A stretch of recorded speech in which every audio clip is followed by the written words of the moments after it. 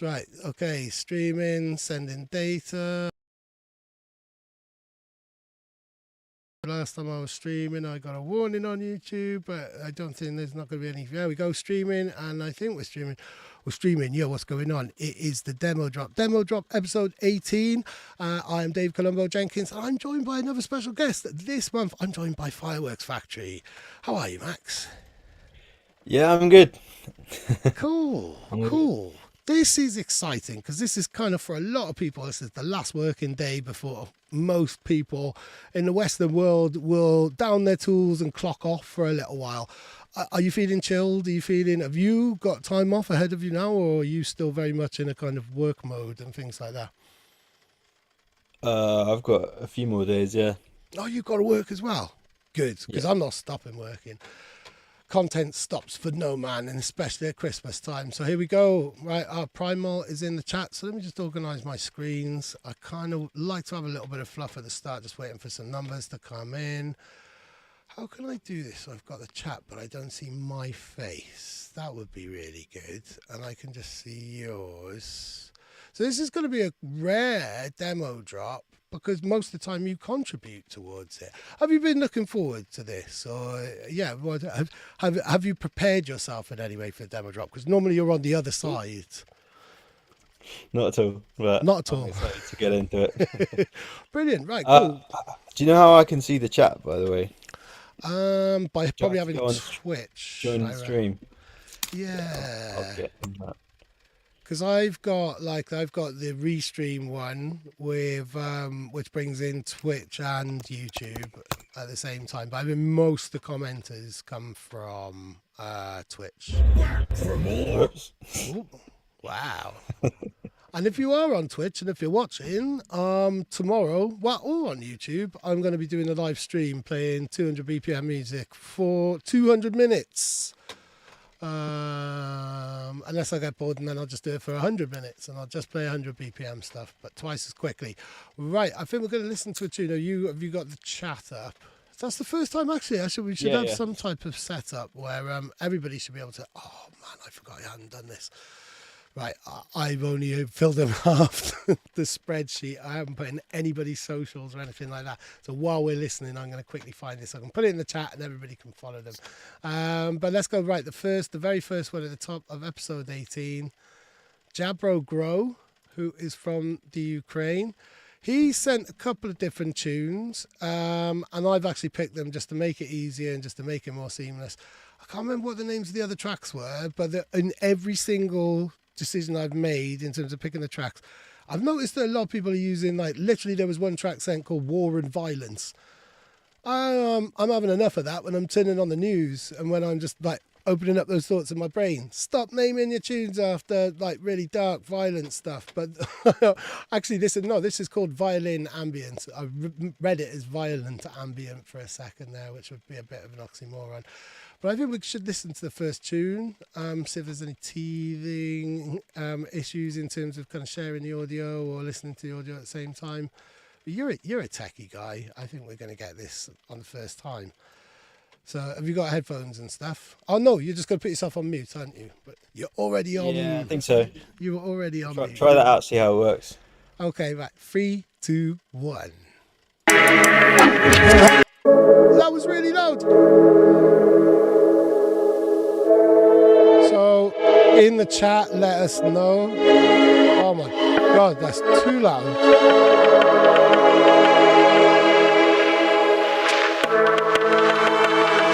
Okay. That's a little bit better. I think I just need to turn my headphones down. Whew. Okay. Let me know that that's okay, everybody. Here we go. Filthy Filth. Brilliant. Right. I will update that now. Cool. So let's see where we are. Oh. Sorry, that was my fault.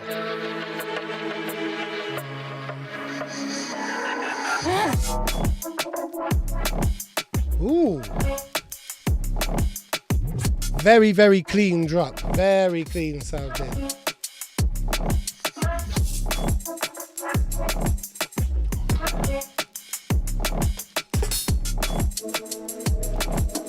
Oh, this is great. So this person is called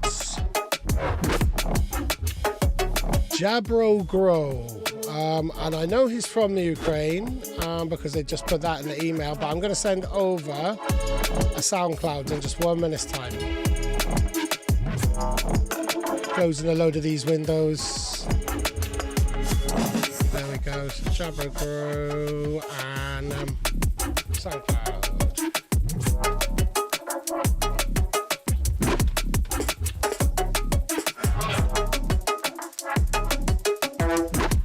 Jabro Grow.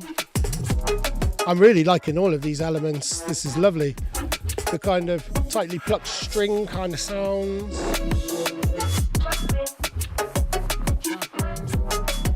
Jabro Grow.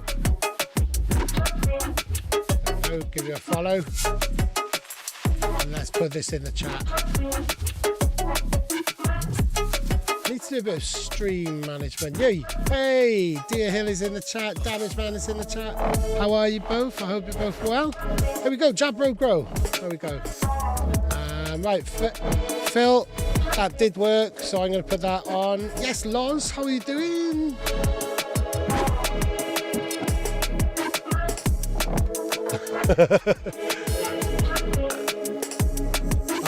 I'm not going to read that one out, actually, Primal. It's an interesting name. I don't know what Jabro might translate to. Right, I need to put Filthy Philps tunes in here. It's kind of got a bit of freestyle here, hasn't it? Filthy Philp.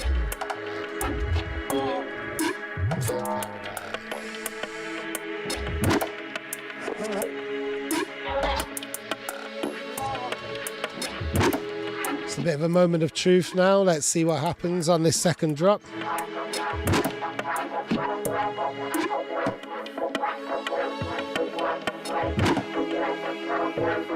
Interesting little textures. Here's the payoff now. What's going to happen?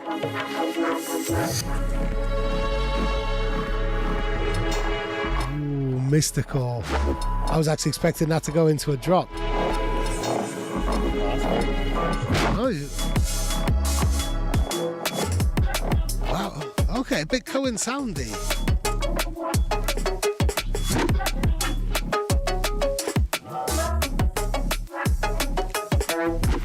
From a listening point of view, I'm really feeling this. Yeah. Primal's liking the little vocal snippets. Ooh. Really lovely little elements coming in and out. Still introducing new stuff, like, you know, with a minute left to go on the tune. Yeah, I love the way Tell you what there, right, I'm going to stop that now. I need to get a new mouse. I think if you played down the dance floor, you would lose the entire dance floor on that second drop because there was no momentum. That was a beautiful listening piece of music, and I would that first section before the breakdown, I would play in a warm-up set. I would play, but then I was expecting it to do. It's like, oh, what's going to happen? Is it going to be a second drop or anything? And then it kind of went really floaty, not even quite half-timey, but very cinematic. And I think from just a purely DJing point of view, that would lose you some ravers on the floor. But from a listening point of view, compositional point of view, and a taking it out of the dance floor point of view, I think that was beautiful. It sounded really interesting. It sounded like a lot of the sounds have been kind of manipulated and really thoughtfully processed by yourself and not just taken from a sample pack or anything like that. I'm interested in what Max is thinking about it. I'm gonna contradict you there and say, like, if a DJ doesn't feel like the second drop is going to work, they can just play the first drop. So I think that it worked really well.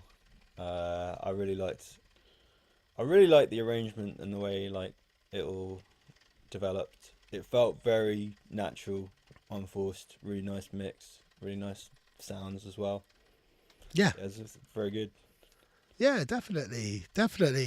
I think like with the second drop, I think, if you were going to play it, I would just loop it out on the first drop there, really. It wouldn't stop me from playing it, but I wouldn't let it roll out in that type of way. But yeah, it felt very natural. There's an inherent sadness to it. Now I don't know how much of that as well kind of comes from just feeling a deep empathy for the people of Ukraine and imagining what it might be like being there, that you might be making music which is particularly sad or frustrated and in that place or anything. And I don't know if I'm imprinting some assumptions and stereotypes from what I've garnered from the media and from Ukraine friends and stuff. Perhaps anybody could make, I don't know how much of an influence your environment has on you, Jabro, but I think massive love to anybody who is able to continue doing creative stuff in a very, very tricky living environment and country to live in at the moment, really, I think, isn't it? I can't imagine that's easy at all. Cool. Do you think any of those sounds have been, when you said you were going to contradict me, I thought you were going to say it sounds like all of them are from Splice. Well, I was like, sounds like they're meaningfully processed and thoughtfully processed. But it did sound like that had all been kind of done. I was actually curious maybe I wasn't. I was curious where the string sounds have come from, actually. I was interested. Right. Do we know anything about Jabro, really, besides, no, there's not a huge amount there. On Jabro's not here. The question. No, I don't think so. But he did email me quite a while ago, and I noticed that I did have a message on Instagram from him as well. And I'm really, really bad with messages, especially from people in that other inbox. Let's move on now. I think there are one or two people who are known to you, but not this one. This one, but is you? I know you know his housemate. And you might have met Garu. Do you know James Spyro's housemate? No, I don't know him. Oh, wait, did he come to the Deer Hills launch? Come to the Deer Hill launch? Yes. Oh, okay, I might have met them. Hey Chad, yes on it, big up. Yeah, it feels a bit weird without you submitting a track, to be honest. But I did get your message with a little update, with that update, and that was cool. Right, okay, so this is Garu Complications. He doesn't know we're going to play this. He just sent me a load of dubs. Now, I have already taken one of those dubs or demos, and it's going out on the album that we're releasing on January the 1st because it was such a beautiful, liquidy kind of percussive roller. But he sent 10 tracks over, and I thought we'd play another one of his tracks as well here. So let's go. This one's called Complications. Are you ready? Do we need to do the countdown, or have you got, because you got headphones on, you could just do it any time? Yeah. It's nice to be in sync, though, so I will give it a 3, 2, 1. 3, 2, 1. And then I fumbled over the play button for ages. So really, really feeling Garu's kind of slightly melodic, soulful. There's that liquid influence sound, but there's a darkness as well. This is one of the tracks I haven't listened to yet. Everybody on the chat, let us know if we're coming through okay, or if you're hearing the music, or you need anything turned up or down, or anything like that. I'm going to share Garu's SoundCloud now. It's quite cool, because I live in a place called Blind Gary.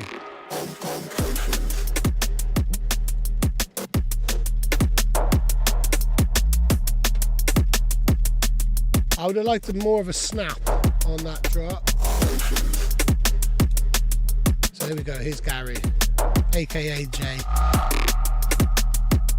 Who, if you see some really, really nice new visuals with the One More Thing logo on, coming up quite soon, he is responsible for them.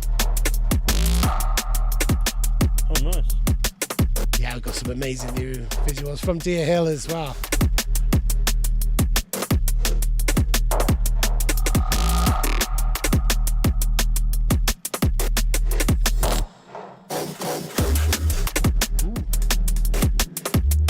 Interesting little kind of film there. This is nice. You can imagine this on Flex Out or something.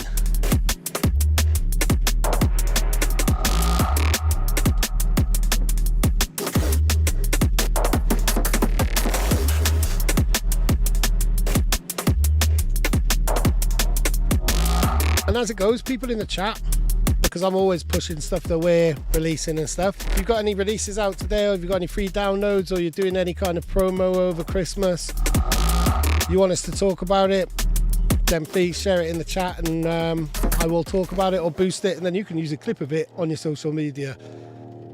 There we go. Truth. Really liking those sounds.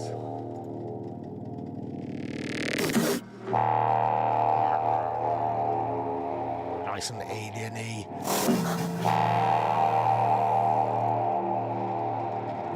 What am I getting here? I just had a message from OBS saying that the encoding was overloaded.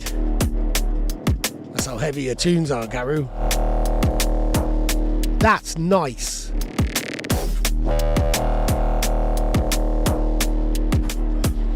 Do you know what that sound feels like? The sensation when you've done a balloon. That kind of that. So I've been told. Someone who isn't me. I have a single out today called Resurrector. Resurrector for the selector. Big up, Filthy Phil. Cool. Ah, nice one. This is good. Complete opposite to last track. This has come to life in the second drop.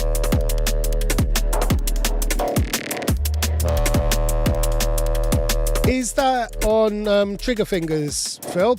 And I hope it's all going well. Are you back in the UK, or did you come back to the UK and are you back travelling again? You're a man of mystery.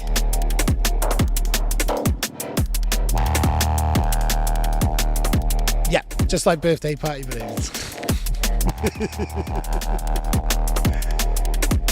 Oh yeah.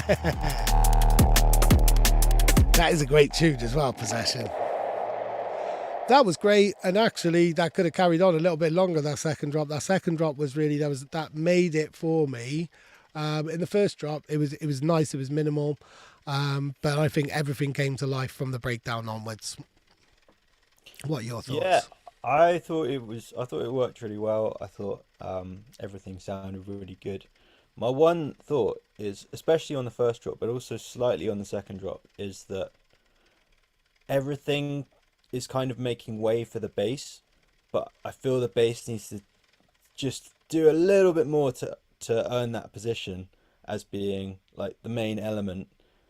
I think with the first drop, maybe I would add in some more harmonics, and then the second one, maybe I would just push it a little bit harder with distortion or modulation or something, just something to give it that sort of special character. But I think apart from that, it's all working really well. Like, really like the progression and the rhythms and everything. Yeah, definitely. What I would categorize as a creeper there, really. But you go even harder on that bass then in the second half then, and kind of take that to even more of a kind of state of tension.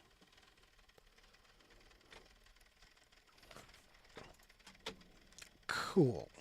Who do we have next? This is definitely someone known to you. It's Axel, who sent lots of stuff to me. Again, there is a track which I don't know if we actually played on the demo drop, but it's coming out on a compilation that we're working on at the moment. Well, it's coming out on the 1st of January, and I am working on it, but it's definitely the bulk of it's done. But Axel sent me over loads of tracks, and I haven't yet played any of the drum and bass stuff. I've gone instantly for the non-D&B stuff, as I tend to, because I get sent a lot of drum and bass. So this is the first D&B track of Axel's that I played on the demo drop. I have listened to bits and bobs of his anyway. I've just been paying close attention. Axel is not a tune of his that I haven't enjoyed yet. I don't think he's well this week, so get well soon, because we've been trying to do an interview this week. But yeah, he came to me, like quite a few people who are sending me great music or doing cool things. You have introduced me, you've opened up doors to all kinds of interesting people. So Max, so thank you very much. Kind of people like Ben, and like Akira and Airbender and Axel now as well. So thank you for opening up my world and putting these people on my radar. Are you ready to press play? Same, of course. Cool. Yeah, let's go. Okay, I just need to get it up. All right, I'm good to go. Okay, 3, 2, 1.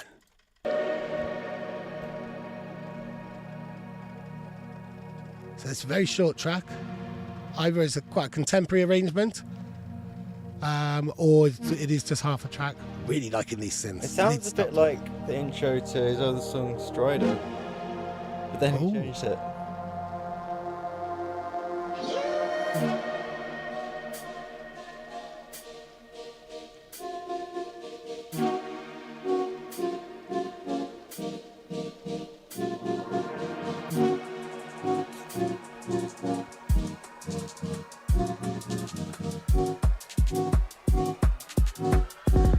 Liking this.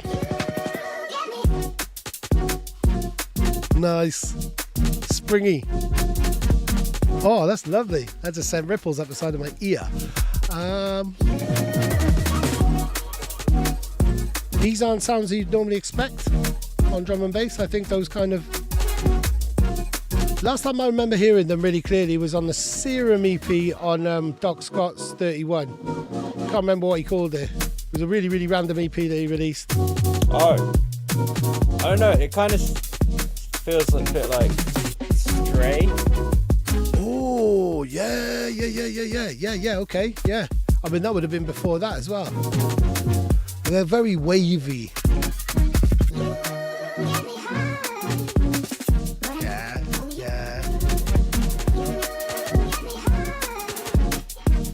This is nice. Damage Man is a fan. Loves this saying, reminds him of Kimmy and Law. The first tune. And the first tune reminded you of that as well. Cool. That's definitely a demo. That's an idea that needs doubling in size. That's kind of almost a proof of concept that that's going to work. I think that's great. That's really cool. There's loads of interesting bits in there and could be fleshed out into a tune. You may have already heard this. You may even have like a version of it or something because you're friends with Axel. I haven't heard it, no. But No. It is really cool. I really like it. I really like some of the chords in there as well. Quite unpredictable. But then sort of you get sent right back into the beginning and it makes sense. Yeah. If that Yeah. means anything. Which I like. I like it when things like that happen, where things they feel like they don't make sense, and then when it loops back round, it's just the loop point really that kind of brings it all together and makes it make sense. It sounded like they were played and not automated. They didn't sound, they sounded a little bit loose. The kind of the actual played bits rather than the pads. Yeah, I thought that was great. I thought like it's a tease at the moment. I want to hear a full version of that really in a way. Is there anything that you would look to kind of, how, oh right, no, here we go. Here's a better way of phrasing it. How would you develop it? If you were doing a collabo and he sent you that, how would you take that on or develop that into a full track? I might take a look at the drums. I think the drums work really well. But having heard a lot of Axl tunes, I think they are very Axl. I wonder if one place might be to, I don't know, just see where to go with them. Just have a play around, I guess. Getting a But bit I think it sounds really cool. Yeah, definitely. Really, really cool. Really, really nice. On that kind of positive, springy, kind of vibey type of vibe that, kind of you've been on yourself really in that kind of way of, these aren't sounds that we'd expect to hear at this time of year. This sounds more like kind of something that you might be kind of starting to get into festival mode with, or, kind of when the evenings get a bit nice and light for longer and you can go out and do stuff and it doesn't feel like it's so cold and miserable. But it's nice to listen to that type of vibe. It's a flex to have a positive vibe in a darker season, isn't it? It's not worth getting too hung up on release times, especially as a smaller artist. I think that people are grateful for summery sounds in the winter sometimes. Yeah. We don't just go like, oh, I only listen to dark stuff in the dark times. Okay, another person who might well be known to you, Neon Pumps. Yeah. So I didn't realise, so she's been on the demo drop before, but I didn't realise, I hadn't made the correlations. I've spoken to her on Instagram as Neon Pumps, but I previously had dialogue with Lucy as somebody sending some music to the demo drop, right at the start of the demo drop, I think. She's also actually entered the Mixmas competition, which if you are thinking of entering the Mixmas competition, you still have time. And I did say in one thread that I'll keep the closing date open until Monday, just because I was feeling generous. Truth is, I'm going to be too busy doing my 200 BPM stream and then going to do an ambient stream on Sunday to really look at the competition until Monday. But yeah, Lucy has entered the demo drop and Mixmas today, which makes me very, very happy. And I like the name of the tune, Egg Song. I think that's I like just a nice, charming name for a tune. Yeah, I think we're ready to go. Okay. All right, 3, 2, 1. Okay, straight in. How do you like your eggs anyway? I'm a scrambled man. You're a scrambled man. I'm a poacher. Poaching. But I really like the poachers that you get in fancy, like, usually hotels and stuff. Where they're like a ball. I'm going to stop Oh, talking. sorry, I can't hear you anymore. Yeah.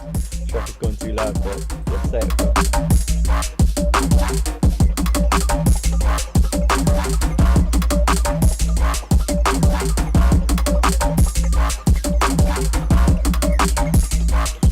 I like it, this. I need to know the tempo.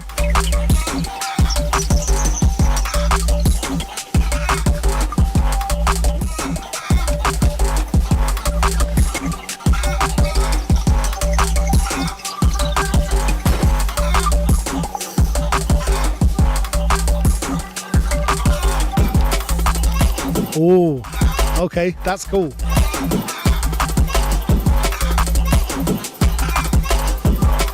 Yeah, Loz is enjoying the groove.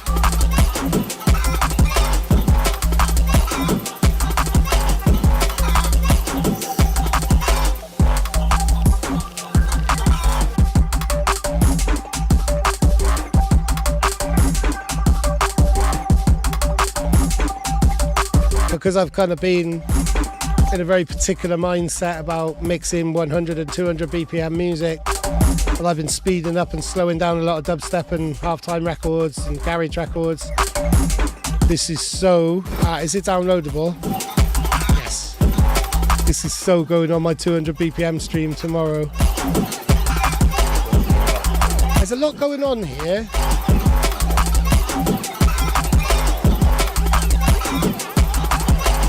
Yeah, I think it all works together, but there is room for a breakdown.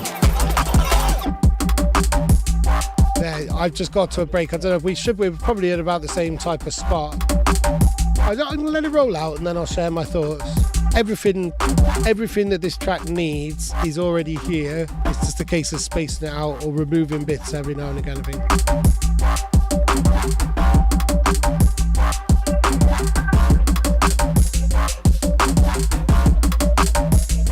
Liking these kind of little very, very subtle trancey elements coming in as well.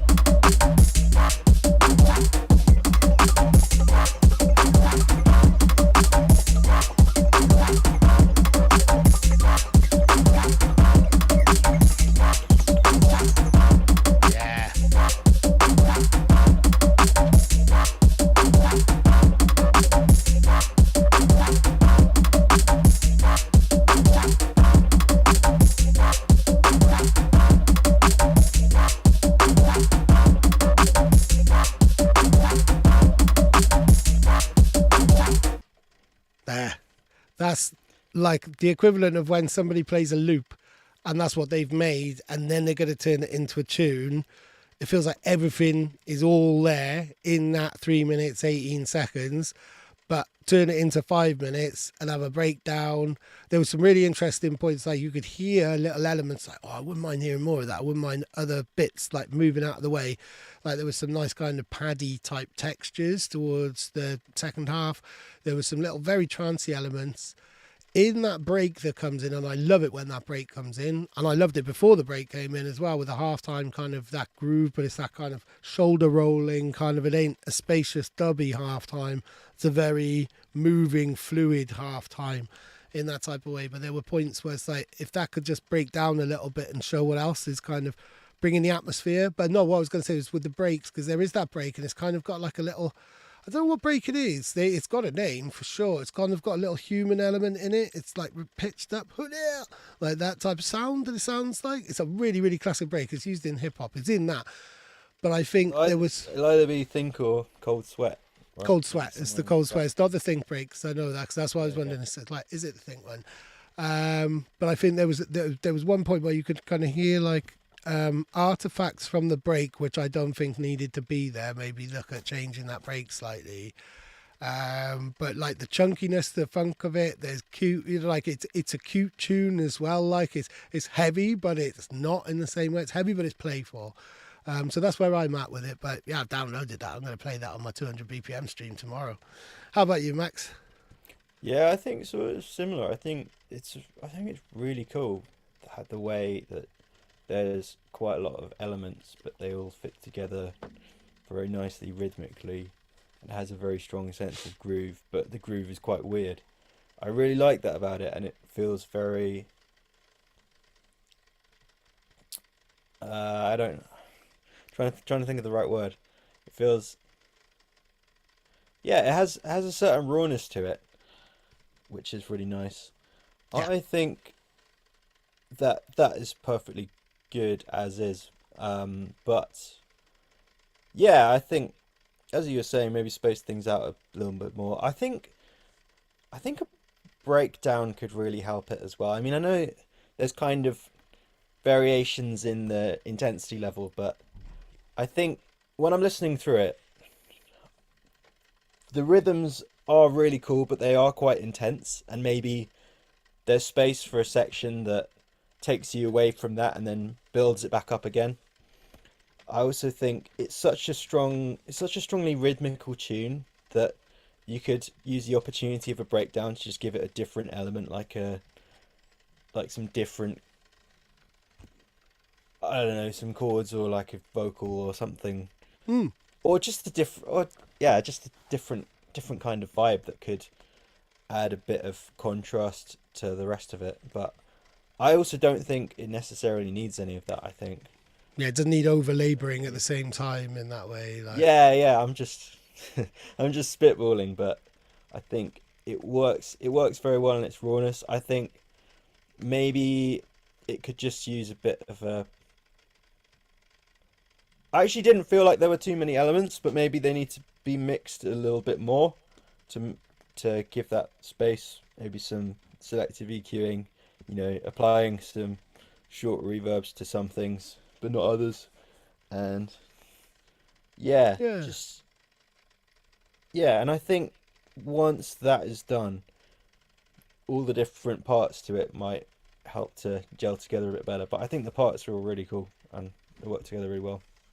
Yeah, definitely. All the ingredients were there. The bit where, because there was like a kind of a little bubble bub type of response to the main kind of jagged bit of the hook, and there were points of that which I wanted to hear a lot more of as well. Like there's a really pretty picture underneath that kind of heavy groove, but it's kind of got a bit, like you say, like it almost, the rawness is part of it as well. So it's kind of like a beat maker mentality in that type of way. Like maybe, that is what it is. And yeah, maybe like somebody could spit on it or something like that in that type of way. Like it is a groove. It is a groove and it doesn't need arranging. But I would love to hear how that develops in whichever way it does. So thank you very much for sending that over. That's awesome. I sent over, Neon Pumps is in the chat there. And as always, please everybody, follow everybody, support each other. And if you hear something that's wicked, get in touch with each other. This is conversation I've been having with quite a few people in the last week or so, because it's amazing when somebody gets in touch with you. And I say that for myself. I know when I've got in touch with somebody and it's had a positive boost because they've, just out of pure coincidence. But this likewise when people have got in touch with me and said something about what I'm doing. Some days you need that push, some days you need that little bit of extra. Yo, you're doing all right. I fucking love it when I see Replete in a Wobblers t-shirt. Brilliant. So I just pulled up the next track. I will let you do the same, Max. Yep. Now, Replete's regular on the show up until relatively recently, but he's emailed and he said life is life in, but he sent a track like Anybody who was here on the very first streams will always know him as Mr. Shoe Lady. And anybody who doesn't will think, what the fuck is he talking about? Just press play. I want to hear some new music. I'm not here to hear you talking. So, in that spirit, 3, 2, 1. Let's go. So this is called Dan Da Dan. When I first saw it, I thought it was going to be sampling Alan Partridge shouting Dan a lot. But I think it's more like Dan Dan Dan. Or maybe it's not. Remember, it's also with Auntie MC. Auntie MC and Uncle DJ. Woohoo, wow. Okay.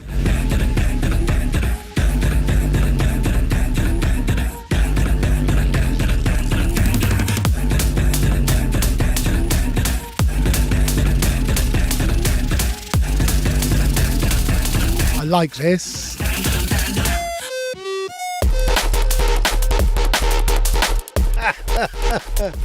Okay.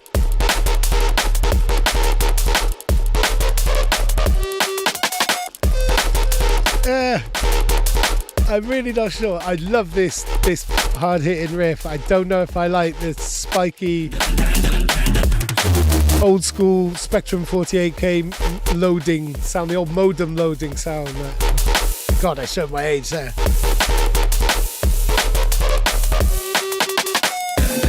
I don't know if I like those bits. I really like these human bits though.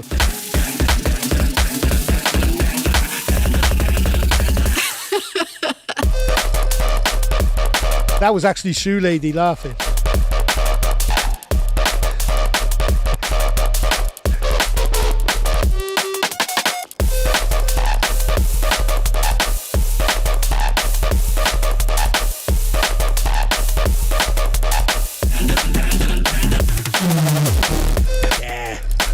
Yeah, those little details.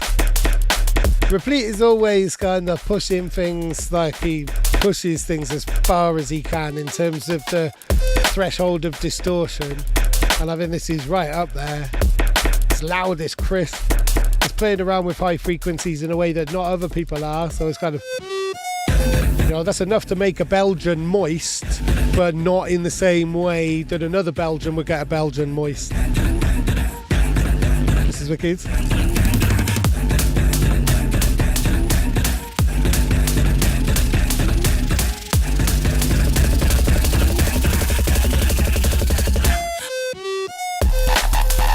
I know by the end of the track I'm going to really enjoy those squeaky bits. Now I don't know if I like that bit. I just need to turn it down a little bit. It's just the harshness of it.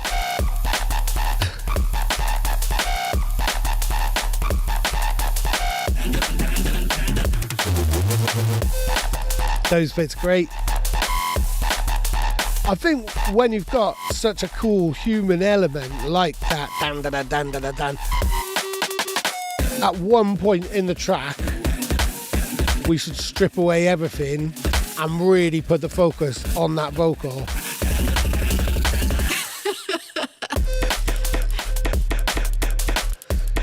Yeah, but I guess you are hearing a lot of the vocals at the same time. Oh, totally. It's more like, you know, like I've stopped there now because we're just kind of winding out there. Like, I don't know if I liked the high pitchiness of that, but then I'm not the target market for that type of drum and bass. And a lot of high pitch, high frequency drum and bass is out there and does the bits. And it doesn't follow the same arrangements or similar kind of very gimmicky Q&A kind of riffy type, you know, playground, nursery rhyme type of thing that a lot of those high-pitched type of tunes do. I didn't like because there was the sound that sounded like a bit of guitar feedback, but also like an old modem or an old Spectrum tape game loading if you're as ancient as me. I didn't like the way that bled into the drop. It meant that there wasn't a clean drop, that you had this. Actually, I know I don't like the sound because it sounds like me when my voice is going, which is almost all the time, especially when I've been doing loads of interviews. That's why I don't like it. But yeah, there was a bit where I felt that high-pitched noise could stop and let us go into the tune.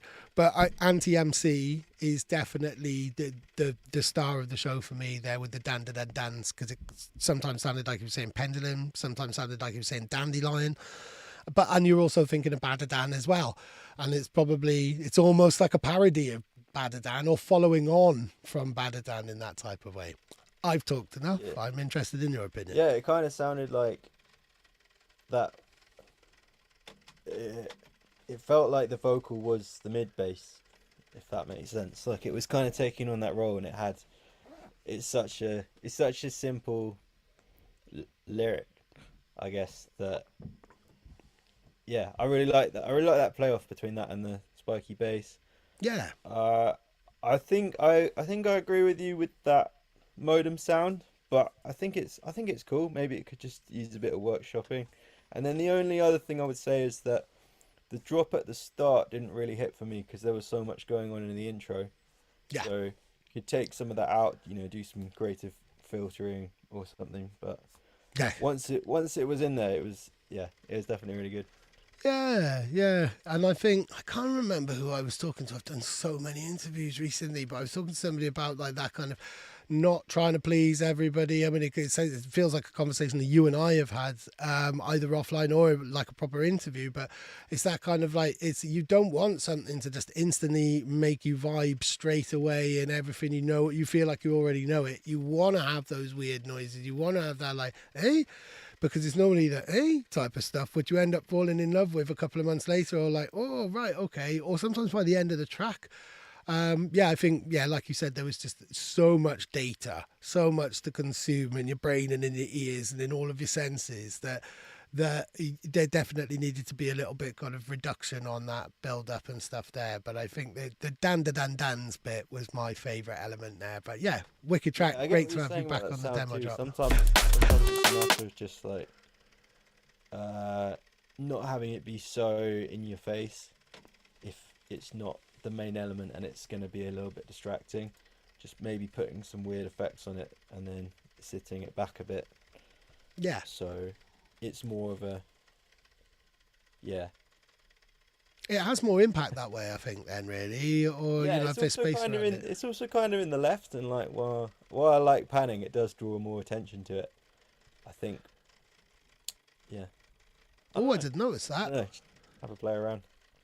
Okay, so now we've got ADHD, who I don't think there's his name is Joel. He's from Cardiff. I don't think he's been on the demo drop, but I've played his music on my Come Dancing Welsh music podcast. But he's actually mentioned the demo drop in the email. So we are going to play it. We've met a couple of times. Oh, of you? I'll tell you. You know ADHD already, right? There we go. Brilliant. Yeah, cool. yeah. So here we go. Right. I haven't pressed play. I've just brought up the thing. Right. So are you ready to go? Oh, lovely little kind of. Oh, yeah. What's that? Like a Always cicada? forget that. What is that? Some type of weird grasshopper-y type of thing. Okay, 3, 2. 1. I actually sounded like that bass line on repeat then when I said 1. I can feel my voice going. I have been stretched in the last couple of weeks. I just need to stop talking. My family are going away for like 3 or 4 days, so that would be a chance for me to soothe my voice, but I end up just walking around the house talking to myself and arguing with myself. I'm getting Radiohead energy off this intro. That's a good energy as far as I'm concerned, generally speaking. It is a good energy. It does seem to be quite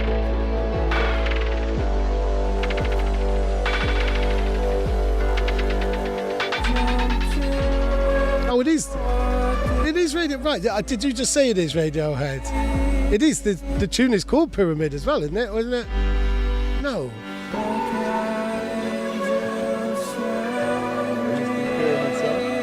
Oh man. But yeah, I love this. Literally rippling in goosebumps. Whoo! Oh. Radiohead. It's called Pyramid. Pyramid song.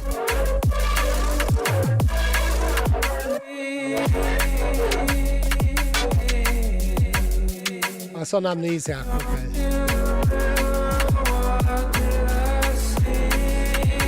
Okay, so I might well get a copyright strike on this. I'm going to talk all the way over it.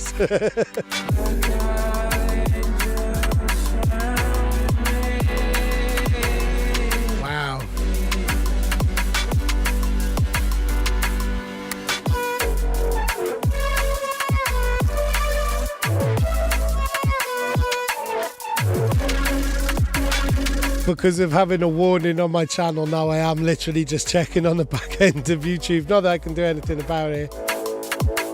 And this would just be a copyright thing, rather than whatever it was. Right.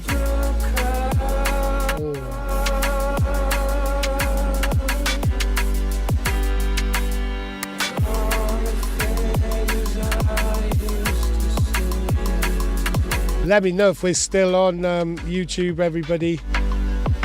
If you're watching on YouTube, does still say that I'm streaming on there. Here we go. So let's have a little look at the live section. I'm sure everything's fine, but please in the future tell me if it's a bootleg or not. No, they're on XL. I can't imagine XL being like public. No, there's no restrictions, right?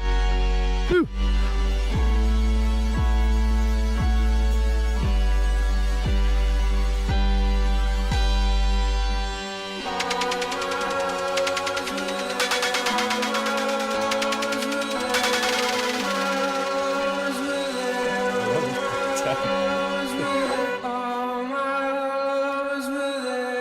Hang on. Let's go wait for this drop. Ooh. What were you going to say, or what did you just say then? I just turned it down a minute. I'll tell you at the end. Okay. I just said I love the breakdown, to be fair. Oh, hang on. What have I done? Oh, I pressed pause. So, any Radiohead fans in the chat? Where does everybody sit with Radiohead? There we go. Still on. Brilliant. Thank you.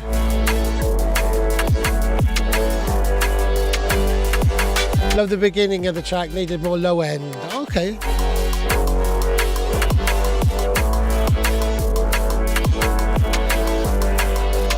I think actually, Kyle, you might well be talking about the previous track there.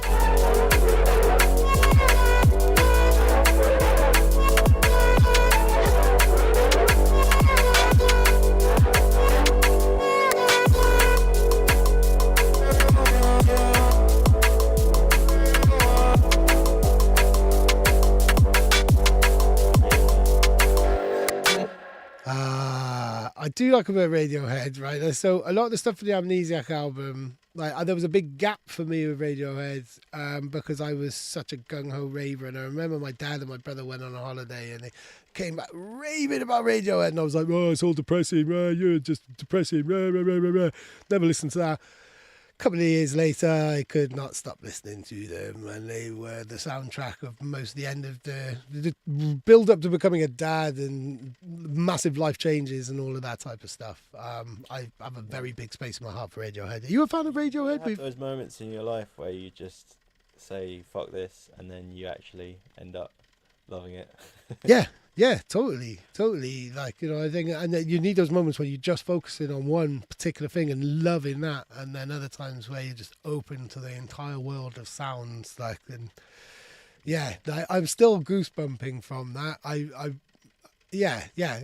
That was wicked, completely wicked, and I'm going to download it. I don't like again. Oh no, it's not downloadable. Damn you!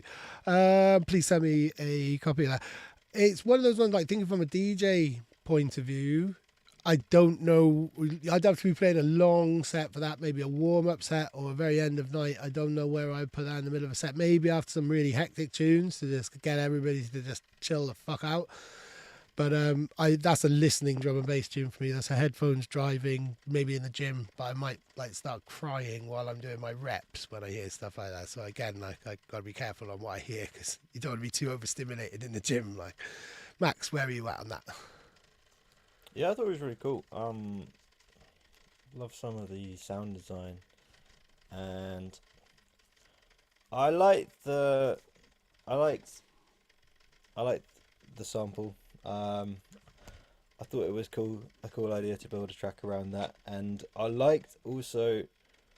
I felt like the sample didn't quite line up rhythmically with. I don't know. Maybe it's because it's a complex time signature. I could be. Radiohead are really, really weird with their time signatures anyway, and I think anybody who's tried to bootleg them has had those difficulties before. Yeah, I like that you didn't force it to be perfectly on the beat. On the grid, yeah. I like that there was that bit of friction there, and I feel like that could be disorienting a little bit in a DJ set, but I think it works really well, and I think we shouldn't shy away from decisions which are a little bit strange like that. So 100%. Cool. And I also I love the ADHD style bass design as well. That's pretty cool. I love some of the sound design in the second break as well. It was really good. Yeah, that was great. Took me by surprise as well. Right, hello. I'm just having a little look at the comments. Yes, I figured that, Chad. Yep, infraction. So you guys, you're a little way down the collection. We are how many tunes into this session now? So 1, 2, 3, 4, 5, 6 tunes. So we've got around about 10 or 11 tunes left. On to DJ Direct now. So DJ Direct, not a man of conversation, just sends a link and that's it. Like, it's nice to get a hello or a how are you. I am a human at the end of the email, but I'll show you how human I am by listening to your music and responding to it. This is called Good. Are you ready? Let's go. Oh, hang on. No, it's not loaded. Right, okay, here we go. I am almost ready. Right, okay. 3, 2, 1.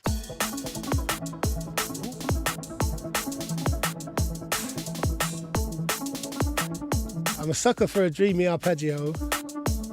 This is actually sounding way, way deeper than a direct tune normally does, but we are only a couple of seconds in.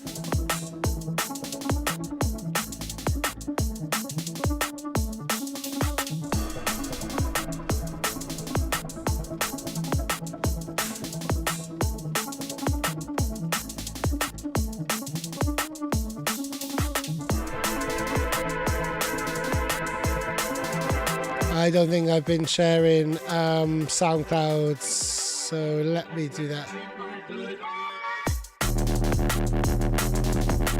Okay, I'm going to turn that faster then. Yeah. Oof.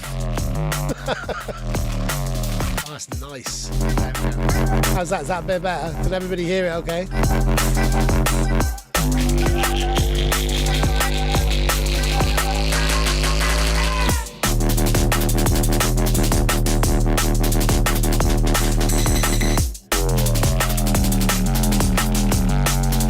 This is a very well-behaved track for you,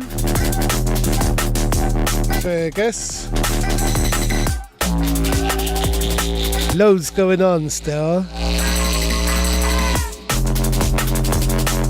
Nice bit of momentum. Feel the growls. Right, so here's ADHD's SoundCloud.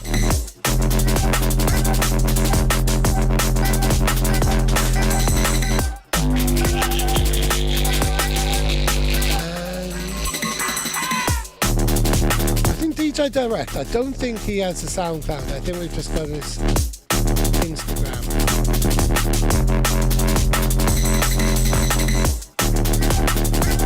Oh no, hello, hello.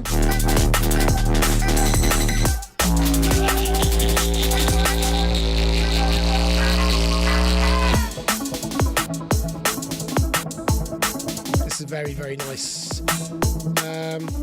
I thought I'd found DJ Direct SoundCloud, but I don't think I have, so Instagram. There is a SoundCloud, but I think it's just like one of those proxy ones that are set up by the distributor.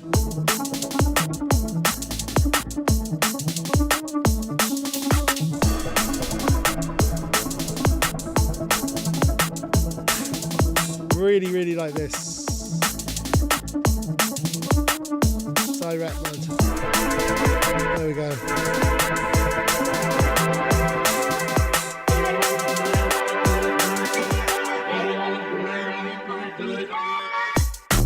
Nice sample, that's wicked. Back in with the Grizzles. Yeah. I do like it when a breakdown doesn't build back up, it just kicks back in, just like, oh yeah. So, yeah. Yeah, I could imagine this in the middle of a Damaged Man set.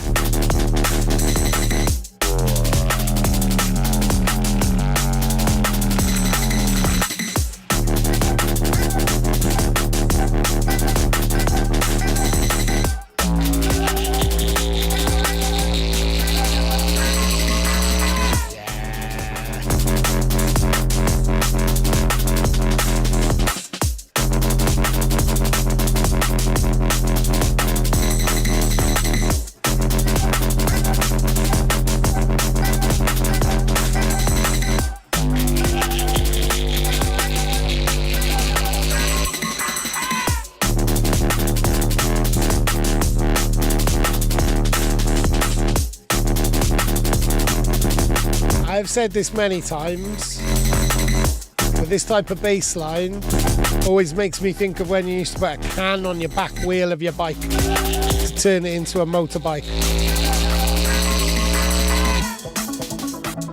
And back to the dreamy stuff. There we go. That's not going to do anything else interesting now, so we know where we stand exactly with that track. That was great. That was really great, and I'd say that's probably your most well-behaved tune of yours that I've ever heard. Still scatty, still grizzly, still loads of different things going on, but I'd say more kind of any of the words that come into mind I feel aren't quite appropriate. Like more predictable is not the word that I want, but more in tune with an arrangement that you would be familiar with. Typical, perhaps, is the word, but still loads and loads of scatty stuff going on. I am really into that kind of grungy, grizzly bass line. I think kind of Waze was one of the first that I heard do it. Lots of people are doing it. It's that kind of growly, which could fit on a label. You know, I'm using Grid as an example because I can see the logo, unfortunately. But that type of kind of like just thump it out kind of jump uppy type of riffy stuff, but you could also imagine on an overview or a critical kind of release as well. Maybe that's just because that bass sound is being used quite a lot by a lot of different people, but I think when it's used well in that type of way, my final point that I really liked was the way that the build up, there was no build up, it broke down, it did a thing, then there was that mad sample, which is where the title came from. And then suddenly you're back into the groove again. And I like it when tunes do that. There's no kind of traditional big hypey build up or anything. Just suddenly like, oh yeah, we're not hanging around. Bang, there you go. So that's how I felt about that. How about you, Max? Yeah, I thought it was a cool tune. I like the breakout, and I like the drop. I will contradict you again. I will say that the build up didn't quite work for me. And I don't think it was because it didn't have enough like it's more that the break and the drop feel so different that I feel like there needs to be something more, not like a load of flashy stuff necessarily, but something to sell that transition a little bit more. Right, okay. Right now it feels a little bit like two things sort of stuck together. But I like the two things individually. And then right, yeah. So just a little element, or just some traces or echoes of both on either. So we'd like, you know, for example, we hear the kind of arpeggio a little bit more in the main bit, or a few of the rumblings in that of the bass in the deeper bit. yeah, or even like if you just make the breakout get a little bit spooky before the drop, like maybe if it's just that sample, oh, I actually can't remember how it goes, but if you make that sample sound a little bit off, it might make it seem like this serene world is like collapsing, and then there's this drop that comes in. Yeah. But yeah, I don't know. I think both sections are really good though. I'm not sure the outro is necessary, but you should go for it if you want to. Yeah, and I think some places there could have been a bit more development of the sound, but yeah, I thought it all worked together really well. Yeah. I think a few people are agreeing with you here. So yeah, Chad is saying didn't dig the dreamy elements at first, but kind of it kind of worked in the end. And those type of things that work in the end, those are the ones where when you come back to it the second time, you think, a bit like the kind of screechy stuff from the previous one in that type of way. And that's the importance. This is the message that we have been saying and stuff like that for some time, and as part of a clip of Max's, which had done particularly well on our Instagram, saying like, don't focus on the bangers, just focus on the songs you want to. And I know Primal, who's in the chat, we were literally having a similar conversation just earlier on as well. Right, so Newton, I did pick this because I think one track was called Murder and the other one was called Run 'Em Up. It's a conversation I have with Noisia all the time. Stop naming your tunes after bad stuff. Like evil, corruption. Like I think it's because we're surrounded by it so much. Like there was loads and loads and loads of tunes like Locked In Dub or Hibernation Dub or Lonely Dub or whatever around about the time of lockdown. And we do just like naming tracks is a boring thing for a lot of people and a very mundane and arbitrary thing. But yeah, I just I think it's today. I'm just not feeling negative tune titles. That doesn't matter. This is called Run 'Em Up, and running is good. So I can't moan about this. I can moan because I can't run anymore because I had an injury. Right, are you ready to listen to some music and not my voice? It wasn't a rhetorical question. 3, 2, 1. So Newton is a friend of Dysfunction. Go on. Kune. It's too late censoring. Do you know what? I feel bad. No, send it over. Send stuff. If there's something in my inbox in the next 5 minutes, we'll play it. That's quite loud. Let's turn this down a little bit. Yeah, go on. Come on, come all. Do it. Literally talking about you earlier to your friend.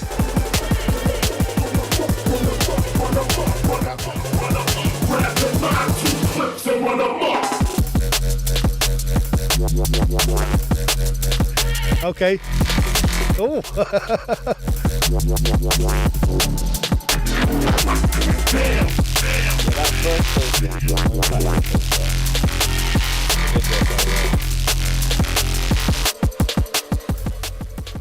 I've just turned that down there. What did he say? That was easy today.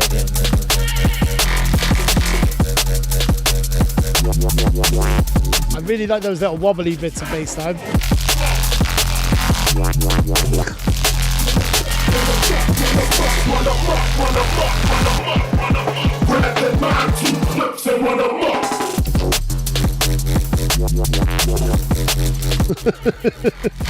Very, very silly interplay of bassline sounds here. Have we been purely drum and bass all the way through? Have we had anything else but drum and bass?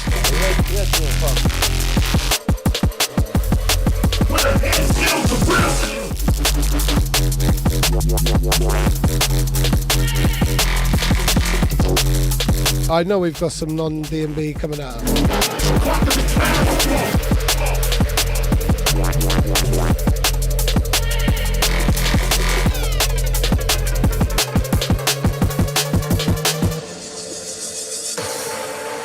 This is great.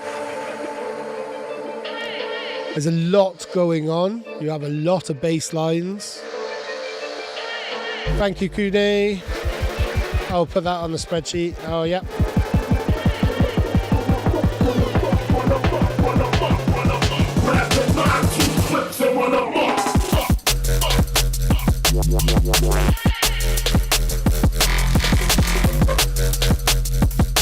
I didn't quite.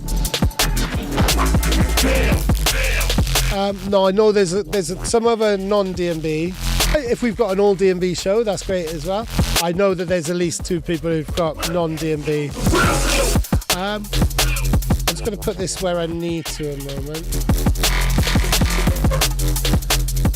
And actually, Newton, where is Newton?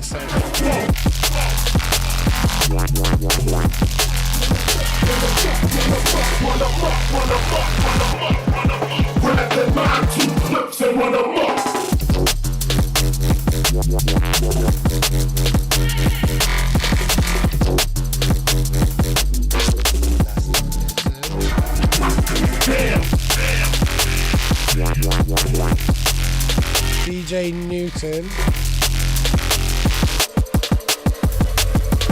So there we go, there's Newton's thing.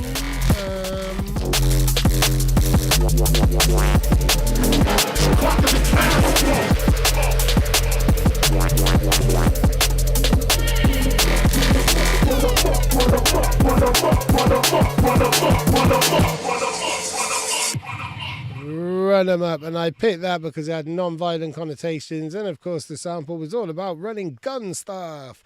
But this is the world we live in, and these are the samples that we pick, especially I'm not acting well. Yeah, I shouldn't be so outraged at negativity, because this is how we express and internalize and understand negativity and talk about it in our art and stuff. I'm literally waffling. What I wanted to say, what I felt with those bass lines, was that it was very DJ hybridy, which I really like. But I think there was quite a lot of muddiness.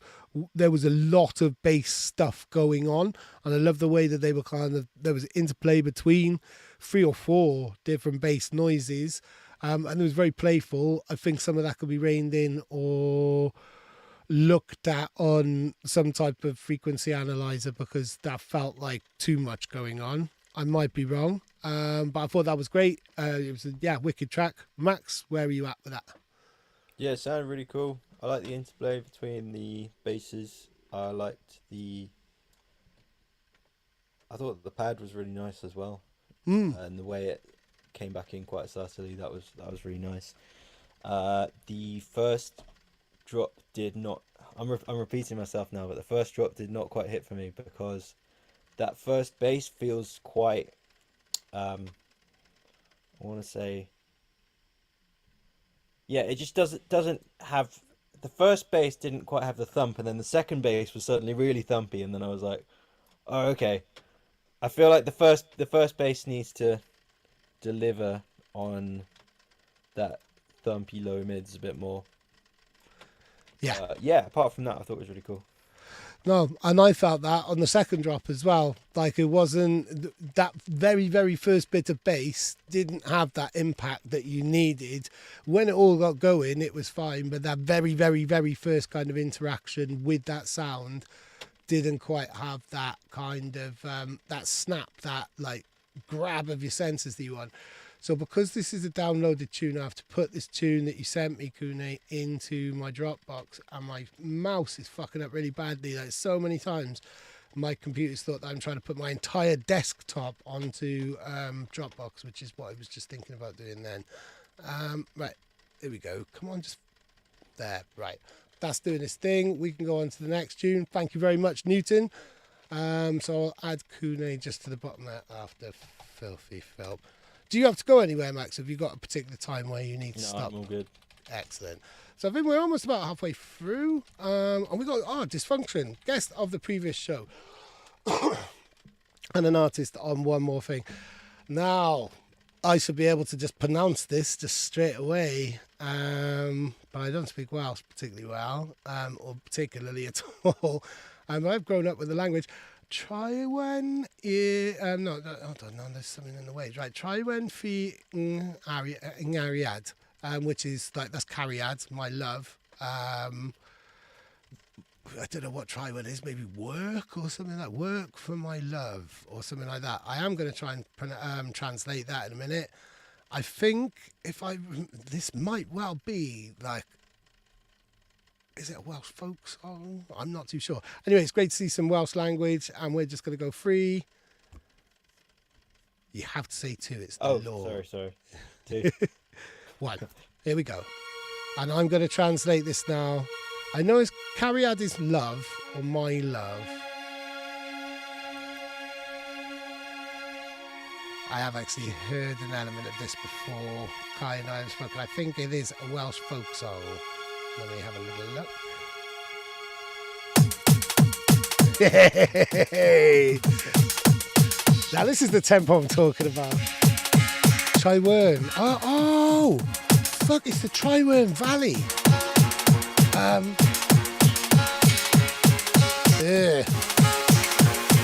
We'll get on to that in a minute. Pretty sure this is probably about 200 or 195 or something like that.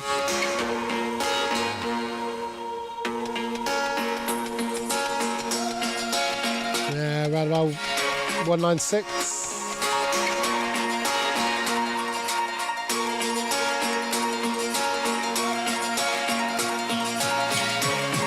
Yep.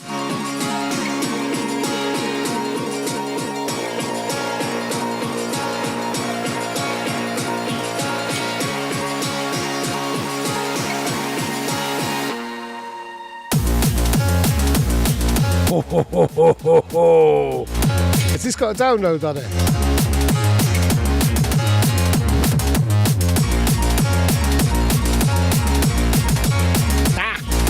Kai, send me a link or send me a download.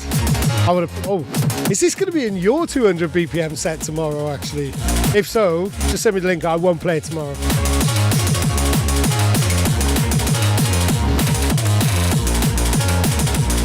I'm really feeling this tempo.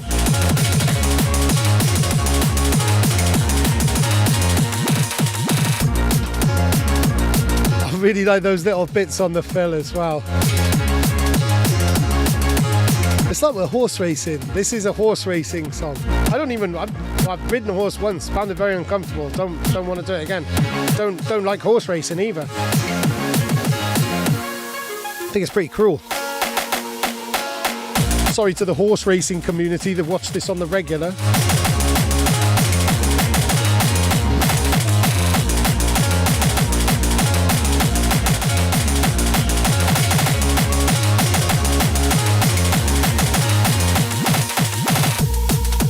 Music that makes a Welsh person want to go and flood a Liverpudlian town, take our water back.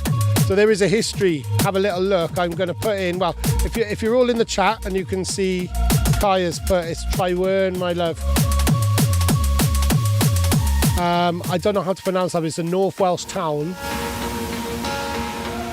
that was literally turned into a reservoir so people from England could have water.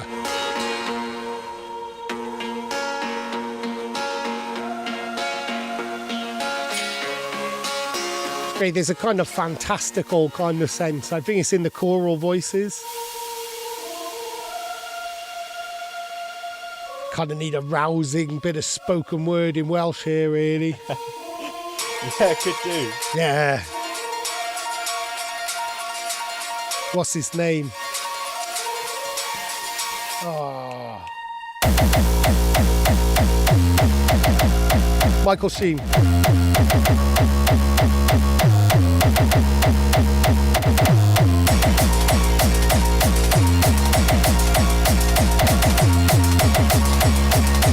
Brilliant. What's everybody in the chat saying? Like, I know we've got a lot of drum and bass fans. It's Tryweryn.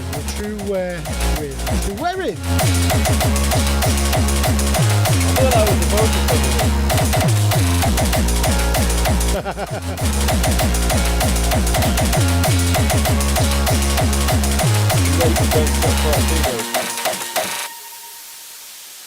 Oh, die down, Kai. Wow. Jeez, that woke me up a little bit there. That was brilliant. That was rousing. Brilliant. Yeah, so yeah, Tryweryn. I learnt about this relatively recently. It was through my Welsh podcast, but have a little look of if you can see the track title or if you can see in the chat there's a mad history, and it's kind of within our parents' lifetime, certainly. Kind of from the 60s. So like, yeah. Mad bit of like local, Welsh history, mad bit of 195 BPM, fantastical. Yeah, that was great. I've got no technical feedback. I would like to play that. I don't know where I'd fit in within a set of a normal thing, but I am playing around with this tempo. I really like that. Max, what are you saying? Yeah, it was really cool. I really liked it. I was trying to think years ago about sort of joke made up genres that would be cool to try, and one of them was liquid gabba, and this is a song which actually seems to slightly fit the bill. Yeah, which is really cool. I also got a slight Dr. Peacock vibe in like the best way possible, but yeah, it worked really well. Really cool progression. Yeah, I just thought the mix of those atmospheric elements with the heavier hardcore bits, it's just really cool. Yeah.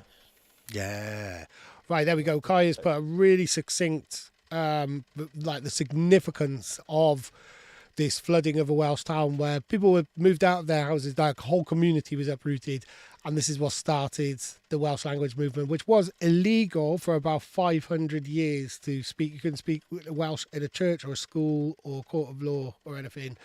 Like, we are the first colony. And yeah, I could get well ranty about this, but it's not the place. But thank you for highlighting that, Guy. And that was wicked. I don't know if you've got we've got some type of spam bot here. Yeah, I mean, I don't know. Is that going towards? I know that you're talking to another label and you're doing some Welsh stuff. I'd be interested in developing something there with you. I think that was wicked, and that was a nice little break up from the drum and bass. I hope you all enjoyed it, and thank you very much, Kai. Let's go on now to Iltek the Cutter. I don't think he's in the chat, but he's somebody who I've spoken to this week. Maybe you are in the chat. I'm not too sure, Chris. No, I might just need to go for a quick break. Okay, yeah, you go for it, and I will just carry on kind of chatting, Cool. and organising myself. Right, I think I know exactly what you're talking about there. So I will talk while Max is gone, and I will share a link or two with you all because we have been releasing lots of music. And rather than just kind of promote the one single, like we're doing it, like basically everything that we've released since October is very much what I am promoting throughout this time. So like Lakeway single, Dysfunction single, Sonnet single, Fireworks Factory single, all of these things have kind of come out in the space of 2 weeks. It's all just banging club music. And I want to share certainly, and now Whoosh as well today. So first of all, let me share Whoosh. Whoosh is doing a party up in Bradford. So he has not been able to be on the chat, but he came to me through the demo drop, and we've now released an 8-track 200 BPM EP. I mean, it's an album size really more than an EP. But there, if you're wondering, like, oh yeah, he keeps talking about 200 BPM music, I haven't got any, or I don't like the 200 BPM music I'm hearing. Right, there you go. 8 tracks of like drum and bass, but at 200 BPM basically. So springy, so sharp, so bouncy, mischievous, great fun to mix, really cool. So that's Whoosh's single, and obviously Max is on the chat. And it's nice to be able to just kind of big him up there while he's not there, because I know that Max, like most of us, don't really take compliments amazingly well, or doesn't know how to, you know. It's weird sitting there when somebody's complimenting you, so I can compliment the hell out of him now while he is not on here for a moment, and tell you he's absolutely awesome. We've got like a whole podcast. That's a link for Sonnet, which I will share as well in a moment. So it must be, it was 1MT018 then for Max. And most people I am signing and releasing music from are all coming through the demo drop. Not Max, he came through Mixmas, the competition, but you know, the people who you see on this imprint and this platform are all coming in through the ways that you guys are as well. So we've got Kyle, bigging up Kai's versatility. Absolutely, like a demon DJ. So fast as well. So that is there. That's the link to Fireworks Factory. I'm just going to write Fireworks Factory there because I started. I padded enough. That was a really quick toilet trip. Awesome. Right, cool. Who have we got next? I should have got the next tune ready, but I'd have to wait for you anyway. So I've got those. Right, I'm going to close a bunch of these because my computer can be a little bit touchy. Truerin. I'm going to remember how to pronounce that place from now on. Right. Iltek the Cutter. Right, this is Gun Runners. He did send some other tunes. I didn't even make a choice, though, because they were kind of coming in on email after email, so I just picked the first one. Really feeling Iltek's kind of uncompromised sounds, definitely not following any kind of normal arrangements and stuff with a lot of his tunes. Are you ready? Have you got that up yet? Yep. Brilliant. 3, 2, 1. That's the break that I'm talking about. But that's not a think break, is it? That's a think break. Maybe it's not then. Doesn't matter.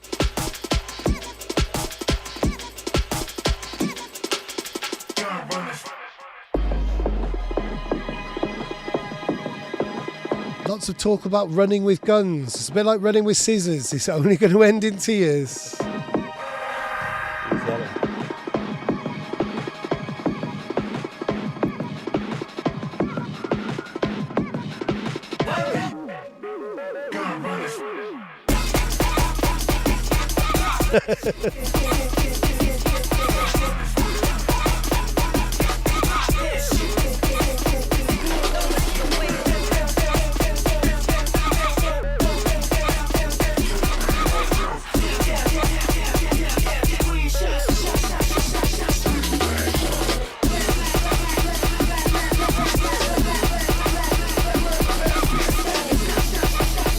very choppy.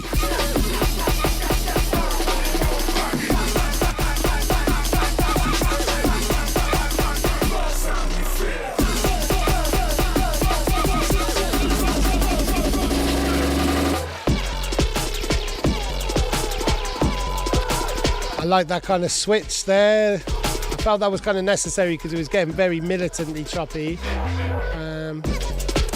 Where are we? SoundClouds.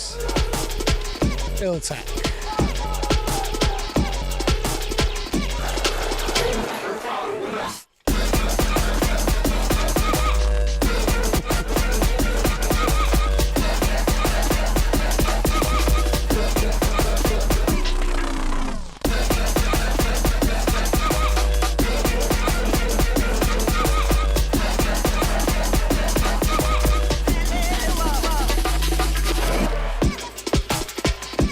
There's a lot going on here. Right, let me send over. So this is Iltech.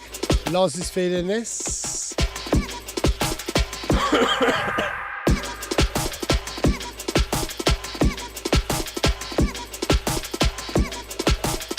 I like this drum. It wasn't there. It's the drum that doesn't sound like it's part of the break. This is interesting.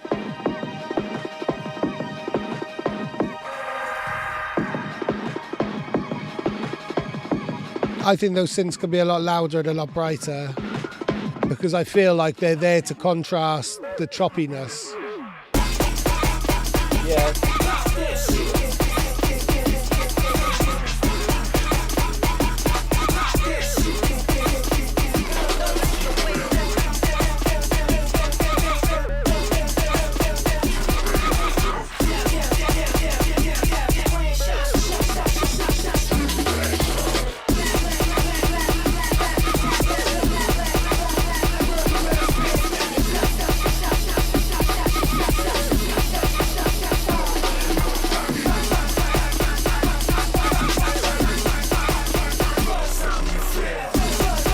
Check out the tempo of this.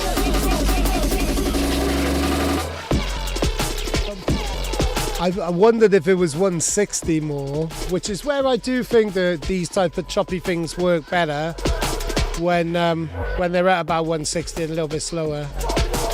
Just a bit more space. Very jungly, absolutely.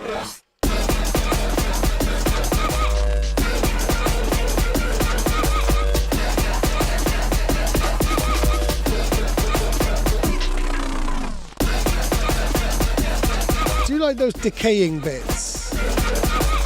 So it's going to be one to finish off, isn't it?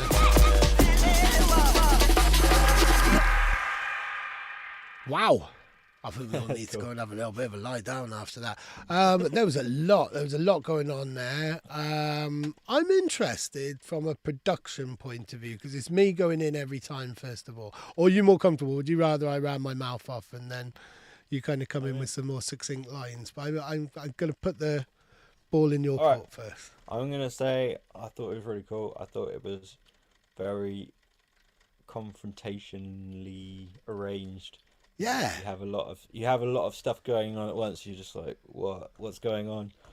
And that adds to the chaos and the aggression of the music. I feel it really reminded me of Alec Empire in a way. For that kind of vibe, as well as all the breaksiness. Yeah, I thought the development of the tune was really cool as well. Yeah, I think some of it could have been reined back just a little bit. I think there was a lot. I think, confrontationally arranged is a really good description of it, really, in that type of way. Just like, oof. But I think in that there was certain elements of lack of clarity, or not everything was hitting. So it's like if you're being pelted with just everybody was throwing something at you and some of them are going to miss, rather than having like people taking it in turn, so everybody throws at you in a way, like so. And some of the eggs were going right over my head and splattering on the wall, whereas if it was just a little bit more focused and not quite so choppy, then maybe it would all have a bit more impact and the chaos would feel more like a chaos that I want to embrace in that type of way. I think there was a little bit too messy in terms of the chops and stuff like that. I think really maybe just changing the break might be the thing, because it's a similar thing that what created a little bit of lack of clarity for me in a previous tune with that little, and maybe it was the Think break in the other one, but I didn't think so. I thought it might have been the Cold Sweat one, but it's that little vocally bit within that break means it's a lot harder to do those type of chops. But this is the type of stuff that you would have heard, like, you know, kind of on a Tech Life thing a couple of years ago. It's raw, it's street, it's very, very, very US, and that's where Ill Tech comes from. It's got attitude, and I love that in a tune. It's like, I also feel that it could maybe be cleaned up a bit, but I also think that if you want to make this kind of sound, then just fuck it, you know. Just it's your creative discretion. You're like very, very good at what you're doing, and it sounds really cool. You could clean it up and then maybe appeal to more people, but you also don't have to. And that's kind of what I mean about the confrontational side of it. It's like, you know, you could streamline it, but you also shouldn't do it if you feel like it's going to compromise the vibe that you're going for. Yeah, definitely. It's kind of like when that punk tune got dropped on the last demo drop. I was kind of thinking, I don't know. Well, it's very different as well, but it's the same thing of they could have cleaned it up, but if they cleaned it up, they might have also lost something about the rawness of it. And I think with electronic music, it's quite rare to have that real rawness. So maybe just yeah. You're absolutely right. Like the rawness, because of the ability to finesse things and constantly update and things like that on a computer. Like when you get to a certain level, then it is really hard to kind of get that kind of rawness really in that type of way, like you would do from a guitar band or something. And there was a punkiness to that tune. So we're on to now Infraction and KD, who are in the chat. So I know that you guys have been waiting for this. This is called, you gave me a choice as well, and I can't remember what the other one was called, but this one was called The Void, and I have been feeling like I've been screaming into the void every now and again, certain days. We all do, like, as creative people trying to shout about our stuff and get it out there. So here we go. This is Infraction and KD, The Void. I'm going to say 3 in 2 seconds time. You're going to say 2. Still going to say it. Yeah. Oh, okay. I thought... Oh, no, it started. Oh, you already said 3. Okay. Yeah. 3. 2. 1. All right. Oh, no, mine hasn't started. Fucking hell. Right, okay, I'm probably a couple of seconds behind you. Yeah. Why not? Ah! Right, okay. 3. 2. 1.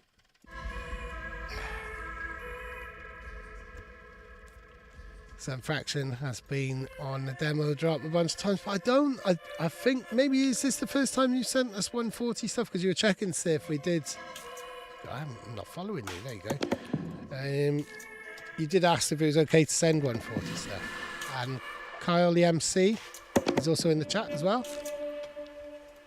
Stuck up on a plastic earth of synthesized conscience. Can you see the monsters? They're dressed up fly in a shirt and tie that don't look like Loch Ness. Corruptive imposters, making sure the game from your lost cause. My advice, don't become a slave to your device, just stick to nature like monsters. And say what you want about me, evidently KD's gonna spit facts. Only takes one split of an atom to flatten the earth in one impact. There's a fine line from fear and awareness, more time comes in a mixed batch. And your mind as a medicine, don't master truth of some booze or a spliff. Rap. How are you actually feeling? I don't like little talk, nah, I'd rather talk in a deep thing. Are you living life blessed, living life stressed? Are the monsters stuck in your head, top creeping? Talking express, release, don't suppress, and you will find peace in the rain, the dry, the truth, the lies, the hottest of heat, and even the freezing. When I'm spitting, the man hear a difference. There's genuine passion and speech and compassion and teaching. Ain't no fashion and leeching. I'll be the dragon that's creeping all over the walls and the ceiling. Feel this in my pores, man, it's seeping. Plastic earth, synthesized conscience. Kyle, give us your SoundCloud, because I don't have that. Like Loch Ness, Nah, corruptive imposters, making sure they gain from your loss. Cause my advice, don't become a slave to your device, just stick to nature like moss does. And say what I you really like that line. I actually made a note of that line. spit facts. Only takes one split of an atom to flatten the world from one impact. And it's a fine line from fear and awareness. More time comes in a mixed batch. Your mind is a medicine, don't master truth of some booze or a spliff. Your mind is a medicine, don't master truth of some booze or a spliff. It's a fine line from fear and awareness. More time comes in a mixed batch. Say what you want about me. Ooh. Facts. Only takes one split of an atom to flatten the earth from one impact. I was trying to think of the MC that you remind me of, Kyle. And it's Rye Vibes. Very, very similar. Is that? Are we just on the breakdown there? I can't see the waveform in front of me. Yeah. Yes, we are. Yeah. There's some great wordplay there, though. The stick to nature like moss does. I really like that. It's nice and creepy. Infaction. Have I shared your SoundCloud? It's all gonna slip to a state of inertia. Life is a bitch, your friends are gonna burn you. It's sure the right turns, bro. Man, I know the flow that goes further. It's that guy you probably ain't heard of. Man, don't tune into my tunes. When I tune in, I don't turn off. I keep it composed and let the flows burn off. And they all wanna earn what? Tunnel sighted, funnel-minded. They should be reminded that music is the priority. Quick time, learn off. Are you dumb or blinded? So close-minded you can't find your own mind. The time is to the same old lines. Oh, what a tragedy! Please speak up. Now they're speaking a lot, not reaching enough. I'm heating it up. Heat wave, what's it gonna be before you end up in a deep grave? And it's peak, they said it when peaks are pre-caged. Awake but asleep, sleep stay.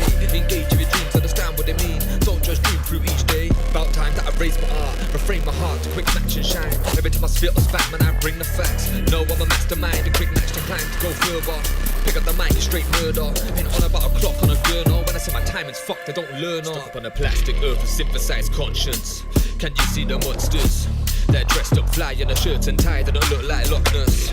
Corruptive imposters, making sure they gain from your loss. Cause my advice, don't become a slave to your device, just stick to nature like moss does. And say what you want about me, evidently KD's gonna spit facts. Only takes one split of an atom to flatten the earth from one impact. And it's a fine line from fear and awareness, more time comes in a mixed batch. And your mind is a medicine, don't master truth of some booze or a spliff.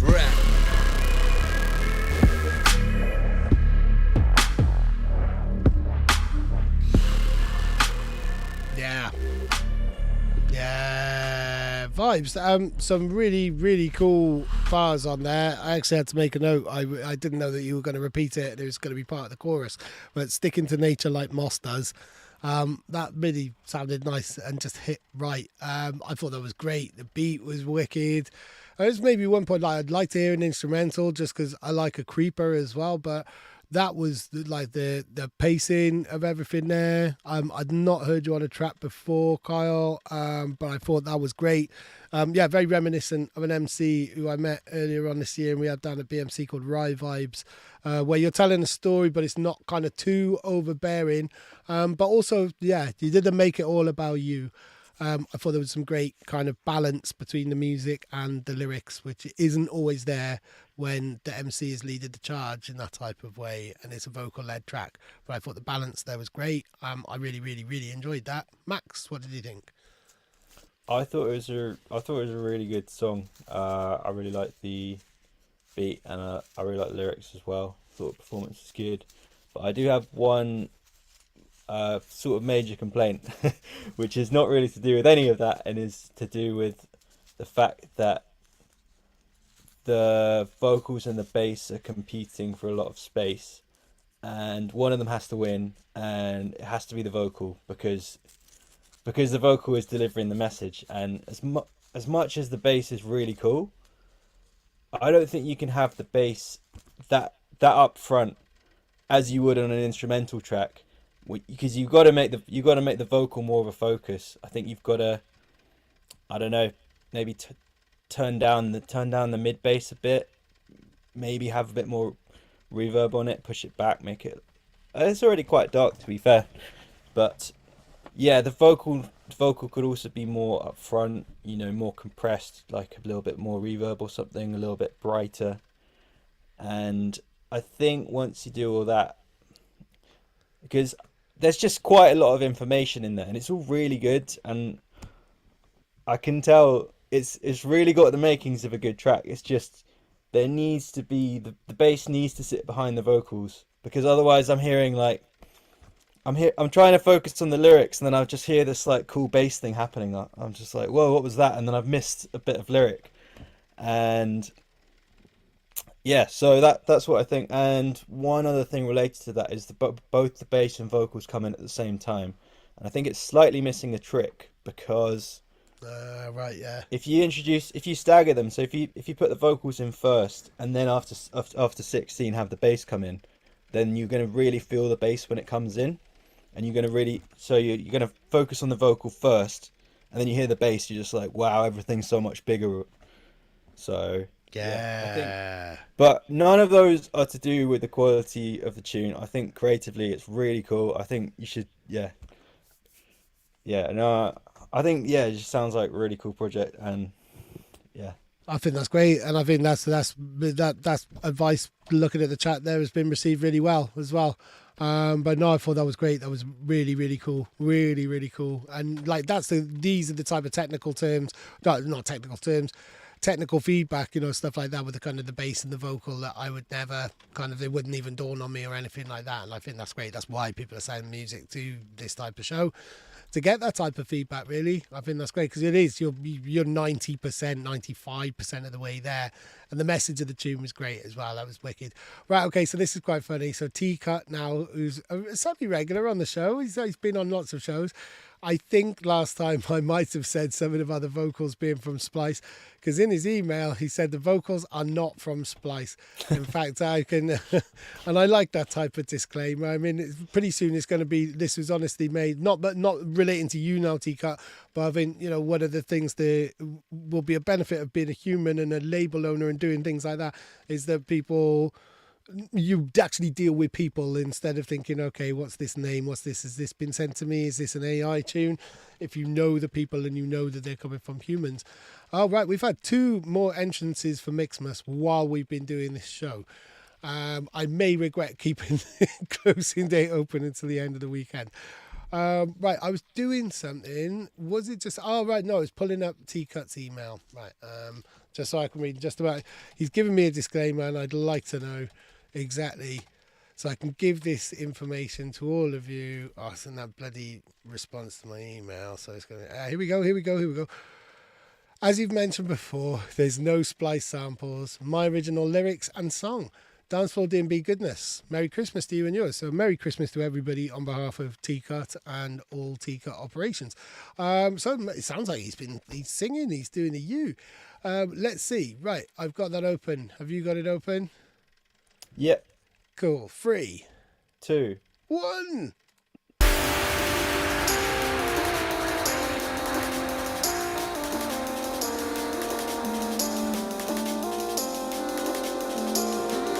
I feel it in my soul.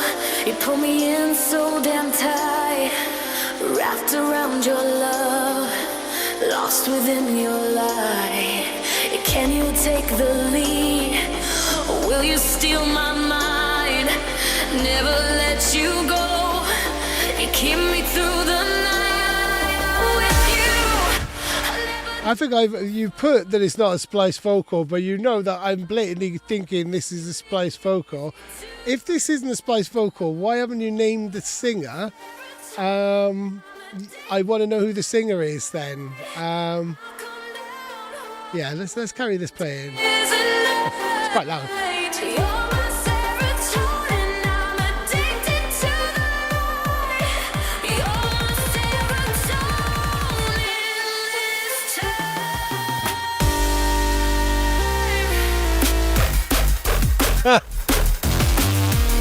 That's cool. This is very much in line with kind of Viper. It's a Viper drum and bass tune, isn't it?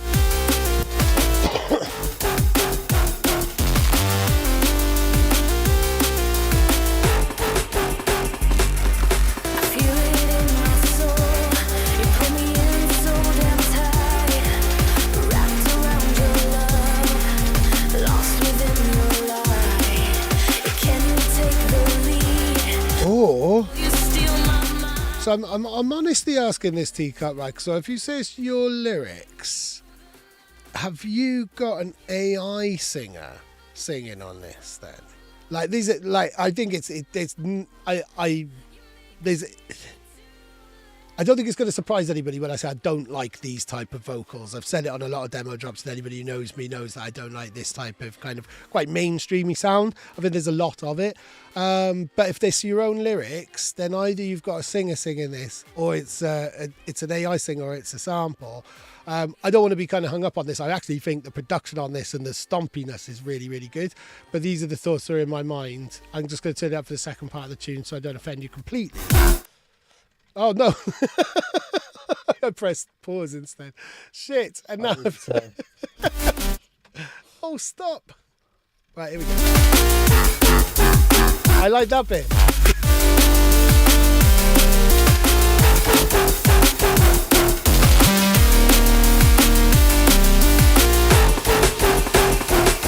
And that bit.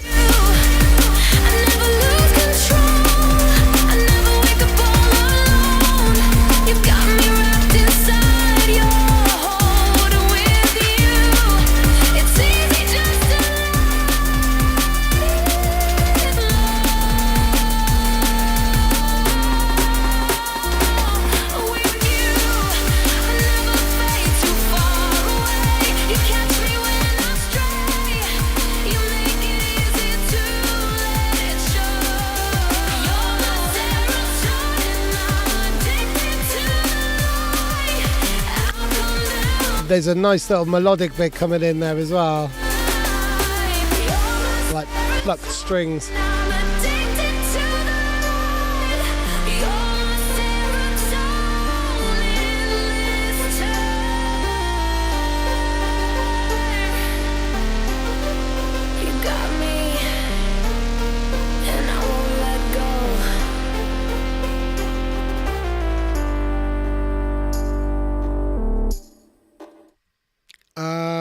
I mean, it's like, it's really difficult even after years and years of doing this professionally, but there are certain things where like my taste does get in the way of a professional opinion there.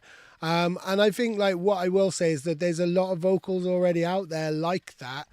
I think if it is like credit the singer if it is a real singer there. I think the production on it was great. I thought it was a vibey tune. It's definitely, there is a market for that, and it's a big market, like Elevate and stuff like that. You can imagine Friction playing this.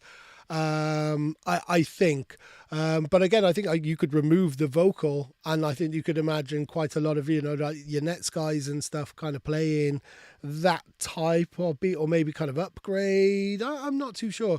I think production wise, it sounded very, very clean, almost a little bit too bright. But you know, it's the Viper sound, it's the kind of Elevate sounds. There's a massive market for that, and I think you've articulated that really, really well. You've made it for that. That is what you've absolutely nailed what you've set out to do there. I think is the best way of putting that, without bringing my own moany tastes into it. Max, where are you at with that? Yeah, no, I think I agree with all of that. I think it's just it's just very well executed. The bomb, bomb, bomb, bomb, like the stompy bits, and there was a kind of plucked orchestral bit that was kind of playing counterpoint to the vocal a little bit, but the vocal was so big. Yeah, I don't know if you're in the chat. I like the way the vocal was straining as well. I thought that was really cool. I think some of the issue with these kinds of vocals is they sound a little bit phoned in sometimes, and I like when you hear that. I'm gonna feel really stupid if this is actually an AI voice, but I like when you hear that little push or some like personality to it, I guess. Could you hear that in the voice? Yeah, I thought it was straining. You know, if that's the case, then why aren't they credited? Unless they have been, you know, he's paid them off. You've given them silence money. No, I mean, I think, like in terms of what you've done there, that's like, you know, in terms of the market and the type of drum and bass that is out there, I don't think you could do any more to that tune. I don't think it needs feedback or anything. That is at a stage where you send it to Friction or Future Bound or you know, kind of all, you know, K Motions, all of those type of kind of people who are playing like, you know, big drum and bass. Now here we go, Damage Man. I know you're in the chat earlier. Not too sure if you still are. Might well be putting the kids to bed round about now. But this is called 6 Million, so I'm immediately assuming that it's going to use a very well-known vocal sample there. But I don't seem to mind hearing that on loads of different tracks, 6 Million Ways to Die. I might be wrong. Right, have you got that up? Are you ready? Yep. 3, 2. 1.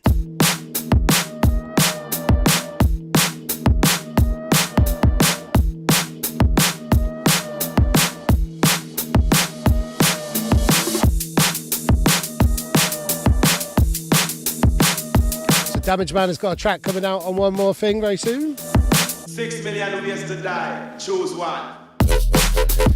I choose about kind of 10 in my daily life vices, all of which are very dangerous. There's the knife throwing, there's the poison gargling.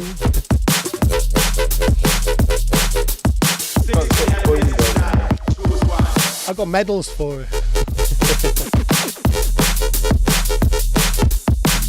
So I'm interested, Tom, like, because normally, in fact, this is quite an interesting flip. Let's turn this down a tiny bit, because you normally find really kind of quite rare samples and really cool things like off documentaries and stuff like that. So you've gone for like a classic. But I think you've probably either gone back to the source because it sounds really clean. In fact, no, that's a like a sound system man, like a more of a kind of Jamaican man saying it, and normally it's an MC, it's a hip hop lyric. Now I'm gonna have to find out where that's originally from. This is wicked though. This hits like, you know where you stand with a Damage Man tune, and I'm liking those. Yeah.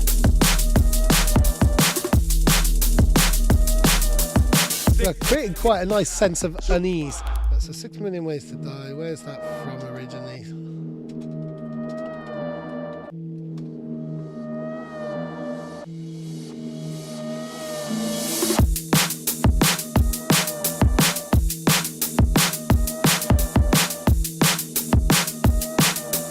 Six million ways to die. Choose one.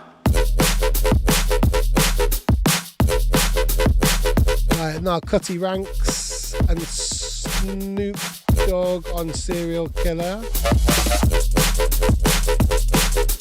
Tell us about the sample, Tom. 6 million ways to die. Choose one.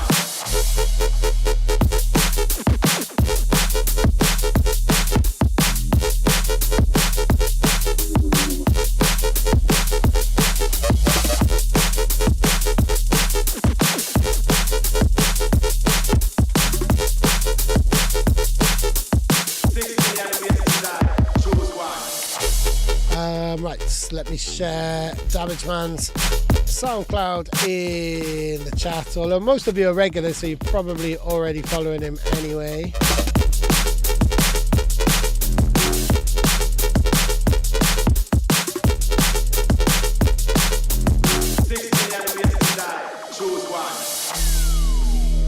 Oh, no exciting story. It's just in the thousands of sounds and folders. You just chucked it in and it fit. Sometimes it just goes like that. Yeah, these are my favourite bit. Everything's hitting really clean though. Everything's right in the right space there. Yeah, I was going to say the same. Quite functional, you know, in that does what it does. There's no surprises in that. I've been my favourite elements there rather. Which, I mean, we've literally been having this conversation recently, haven't we, Tom? Like when I've been asking you for some of your weirder tunes, those are the little elements that I really kind of like and that I grab onto when I'm dancing or as a DJ. Or as a DJ, I guess I'm listening more for the mixability and where it's going to take my set, but it's those noises that I'm looking for as a listener, I think, really. I made that sound by accident, brilliant. By kicking a cat. So what did you think of it, Max? I thought I was so, so good. I thought it was, yeah, it all just really snapped together in a very satisfying way. I think if I was gonna do one thing to it, I might just put some weird effect on that main bass, just to make it, give it that little like, oh, what's going on here sort of thing. But yeah, I thought it all worked together like really nicely, like very tight. Yeah, it's one of those ones. I think you've got a really good knack of just riffs in general, because I've still got the brum brum brum brum brum brum brum brum brum in my head, and I would imagine I'll still have that in my head afterwards as well. It'll come back to me. It's the simplicity, and I think simplicity is so hard to just find naturally in that type of way. Like I think a lot of people strive for it and then overcomplicate it in lots of different ways. What's he saying? I made the sound in my Virus TI synth and it bounced out of sync, and I played around with it to make it fit. Ah, right, okay, so it's kind of gone out of sync, and then you've kind of processed it. I like that. So turning into a kind of happy accident back into what you need it to. That's cool. Where are we now? We are on Ventisy and Rafa. And I really like, this is the title of the week or of the stream, Flute of the Righteous. My son has picked up the flute and he's been a proper little pixie with it. It's just there and he'll pick it up and he'll just have a little jam on it, and he's taken to it really incredibly well. So the flutes were not really on my radar very much, and now they very much are. And it just sounds like a really cool, so it's probably from a sample. Could be like something like a Monty Python sample. Monty Python would have the Flute of the Righteous in Search for the Holy Grail or something like that. Anyway, are you ready? Have you got that ready? Shall we do the countdown thing? Cool. 3, 2, 1. So Ventisy, I'm pretty sure Ventisy has been on a demo drop before. I think so. Let me just have a little search. It could be Ventisy. Yes. Had a track called Shifty on an episode really right at the start, I think. Oh yeah, very first episode. Go on, alongside Neon Pumps. Wow. All old school crew getting back together in demo drop land. I don't know who Rafa is, so let me just do a little searchy thing and share some SoundCloudy bits. This is quite a handy intro for me to do that on, but it's about snapping something. Okay, wasn't expecting it to go into dub there. That's lovely. I always need to reload that. Yeah. I find reloads are harder when there's 2 people involved, so I won't. Let's not do it. But,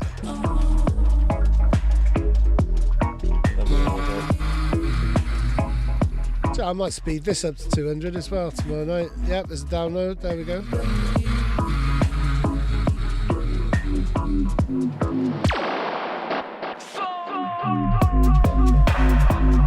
Yeah. It's like you've done a kind of fake first drop for a nice 32 or whatever there, and now comes the real meat.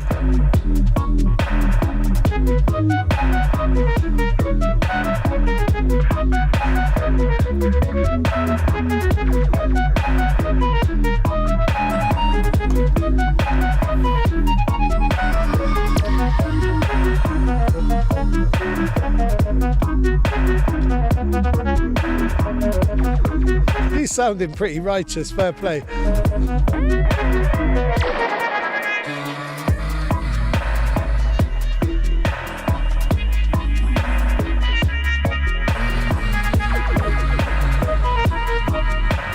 Right, Rafa, there are a lot of people called Rafa, so I can't really find Rafa's SoundCloud. Oh, because I'm spelling it wrong.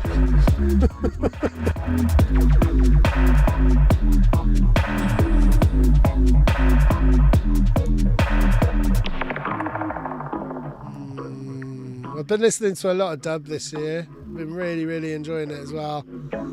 Yeah, I can't find Rafa there, but Ventisy, I've shared his SoundCloud.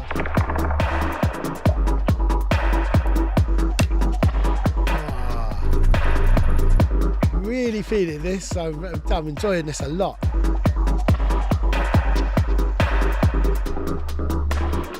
I think because we've had so much drum and bass as well, so variation is kind of hitting a little bit differently. I have no issue with drum and bass. Maybe like big mainstreamy sounding drum and bass. I like variety. Some really interesting little noises going on in the background there as well, isn't there?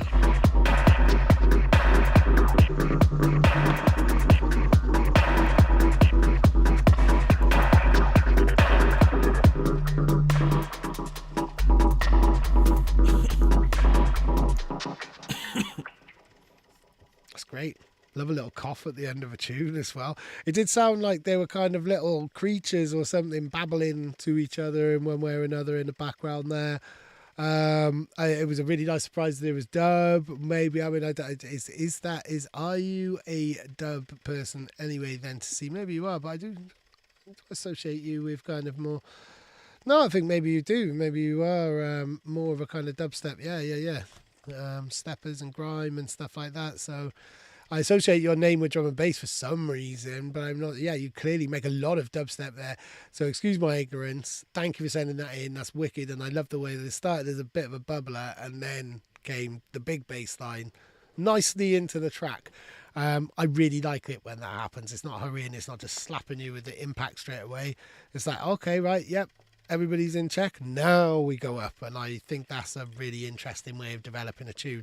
There's a tune coming out on a One More Thing compilation by Beskar and Sabotage, a dubstep tune which does exactly that. And you think you're going off to the biggest bass line ever, then it goes off again and is even bigger, and it's like, well, where the fuck did that come from? I really like that, and this has done it in a much more kind of warmer kind of way, really, in that type of more traditional dub way. I don't think I've ever spoken to you about dub. I imagine you enjoy a bit of dub from time to time, Max. Yeah, I mean, I'm not super clued in on it, but yeah, do like some dub for sure. I thought this was interesting. I guess I haven't really listened to a lot of super modern dub, but I really liked how this. I just thought it was very well done. I thought like the mix was really cool.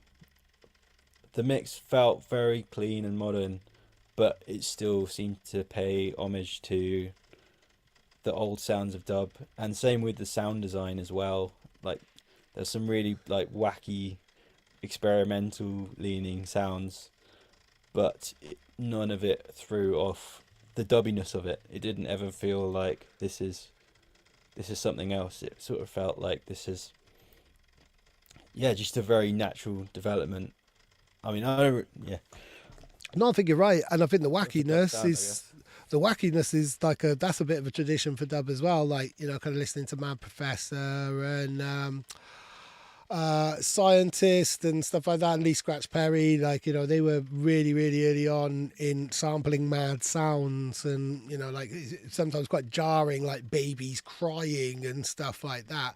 And dub was always the space for, you know, those studio experiments after the main version had been cut. Then the engineers can have some fun in that type of way. So yeah, that was very in keeping with dub tradition as well. That was great. I won't talk my mouth off about it anymore because I don't know too much. But for me, like it sounded really cool.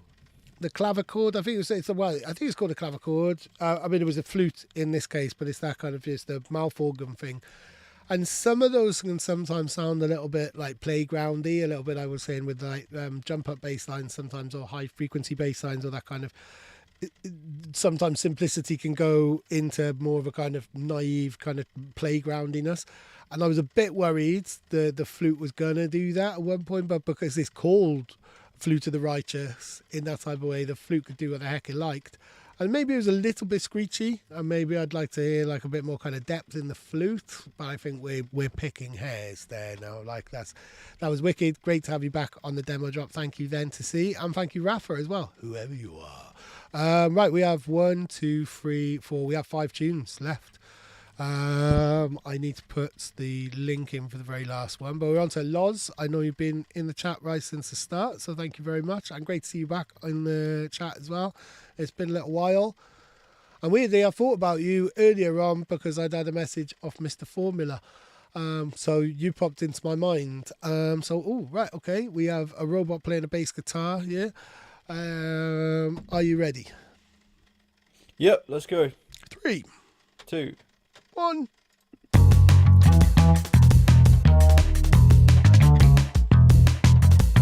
Cool.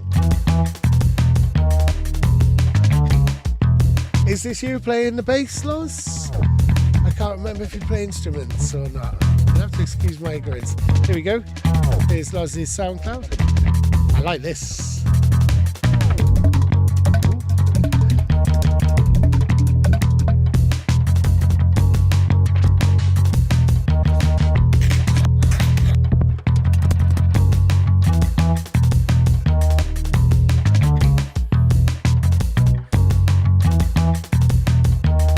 This feels like it could be on a film.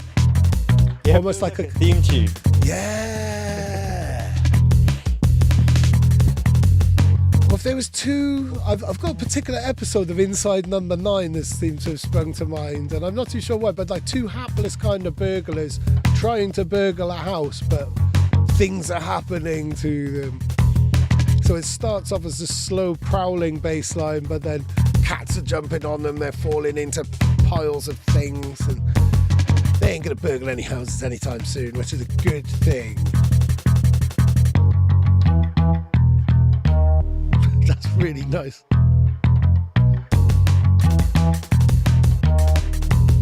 I feel like this is a riff I'm going to remember as well, and it's going to be one of those like annoying earworms that's going to come into my head hours later or days later. You dreamt this melody. I knew there'd be a story. Brilliant. You literally jumped the melody. So what did you do? You hummed it into your watch. I was going to say, did you wake up and do a voice note and stuff? Wow, brilliant. Do you play the bass or anything? Did you have to play that or anything? That's really strange. I've never dreamt a song. I've dreamt stories. I've dreamt of people who I have later met. I've never dreamt of a song. Max, do you dream in music? Yeah, sometimes I wake up with like a really clear idea of a song, and it really depends how much of it I can get down before it completely disappears. Oh, wow. Wow. Do you do the WhatsApp voice note thing, or how do you do that? Just get on my computer as quick as possible, and just I have a default drum break set up, so I just try and like get down the melodies in whatever synth, and then see how it turns out. Wow. But yeah, no, it sounded really cool. Yeah. I'm kind of not sure what to make of it in terms of feedback. I don't think it really needs anything. I think it was just, yeah, it didn't really feel like a traditional structure. It's just a like cool slice of a lot of good things. I like the bass line. I like a lot of the breaksy stuff, and I think it was cool how understated some of the little choppiness was. Yeah. Yeah. It's not begging for your attention, but it's just some really nice details in there. Yes. Yeah, which is my favourite type of kind of scatty, in that type of way, with those little choppy kind of little bits where there isn't a preempt to it or a build-up or anything, or a look, this is an element of the tune or a characteristic or a thing. It's just a choppy little thing which is all part of it, really, and it's gone before you. It's like, whoa, what was that? That was literally 10 seconds into the tune and we're already going there.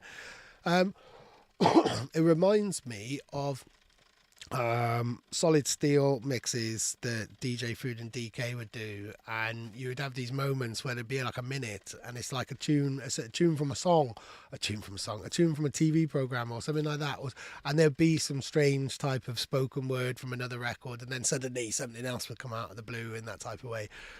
Really, really quirky and really cool, really, really interesting.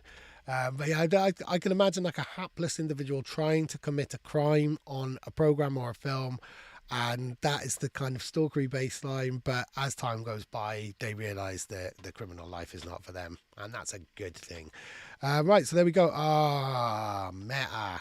Hey, I can pronounce your name properly, and I even know what you look like now because I've seen you on a Zoom screen a little while ago. What was really, really cool is I think it was the last time Metak was on. He actually started watching the stream as I was listening to the tune, saying, I need some dubstep for a compilation.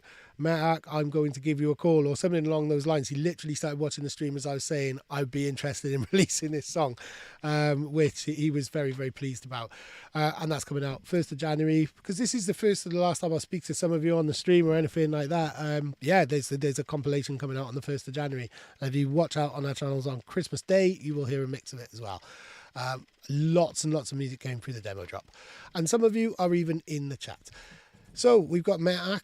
I'm going to say his name again because I can pronounce it again. And I honestly thought I'd offended him a couple of episodes ago because I just couldn't understand the descriptions on how to say his name. Right, here we go. And yes, Kune. Yes, he's a friend of yours, isn't he? Because you put him onto the demo drop. Right, okay. So 3, 2, 1. Next type.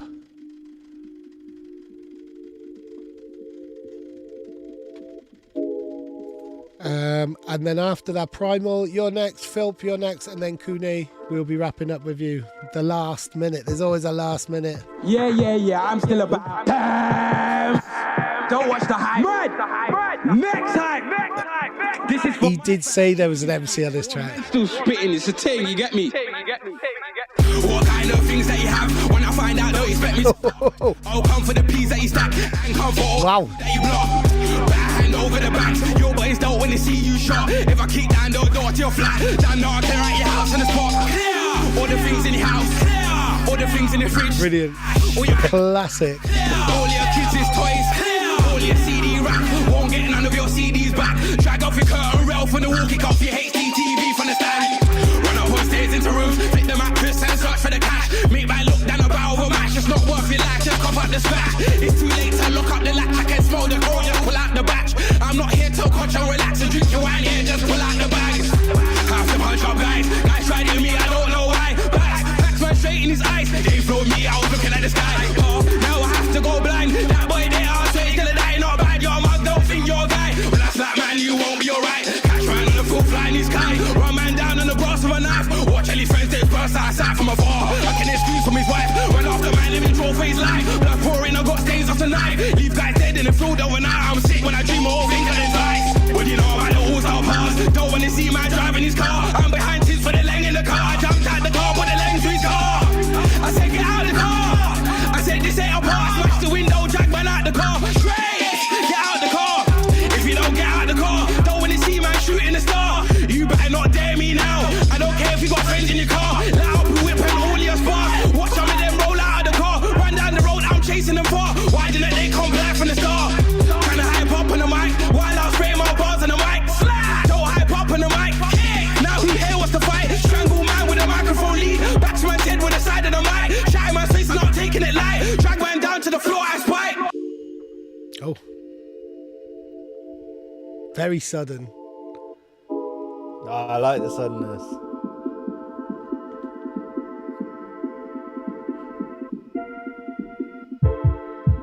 Yeah, I'm still about Don't watch the hype. Next hype. This is for my fans, them, you get me? One man still spitting, it's a thing, you get me? I've never liked those lyrics particularly. I found them a little bit harsh and a little bit. It's not my favourite kind of content in that type of way. However, it's like there's lots and lots of different versions of this particular track, and it makes me smile because the last time I heard it, I was doing a B2B with Dove, and he had a bootleg of Next Hype, and it had Dancing in the Moonlight underneath it. So you've got these really horribly violent lyrics about fucking getting these. I mean, they're violent lyrics, but over which I found really funny.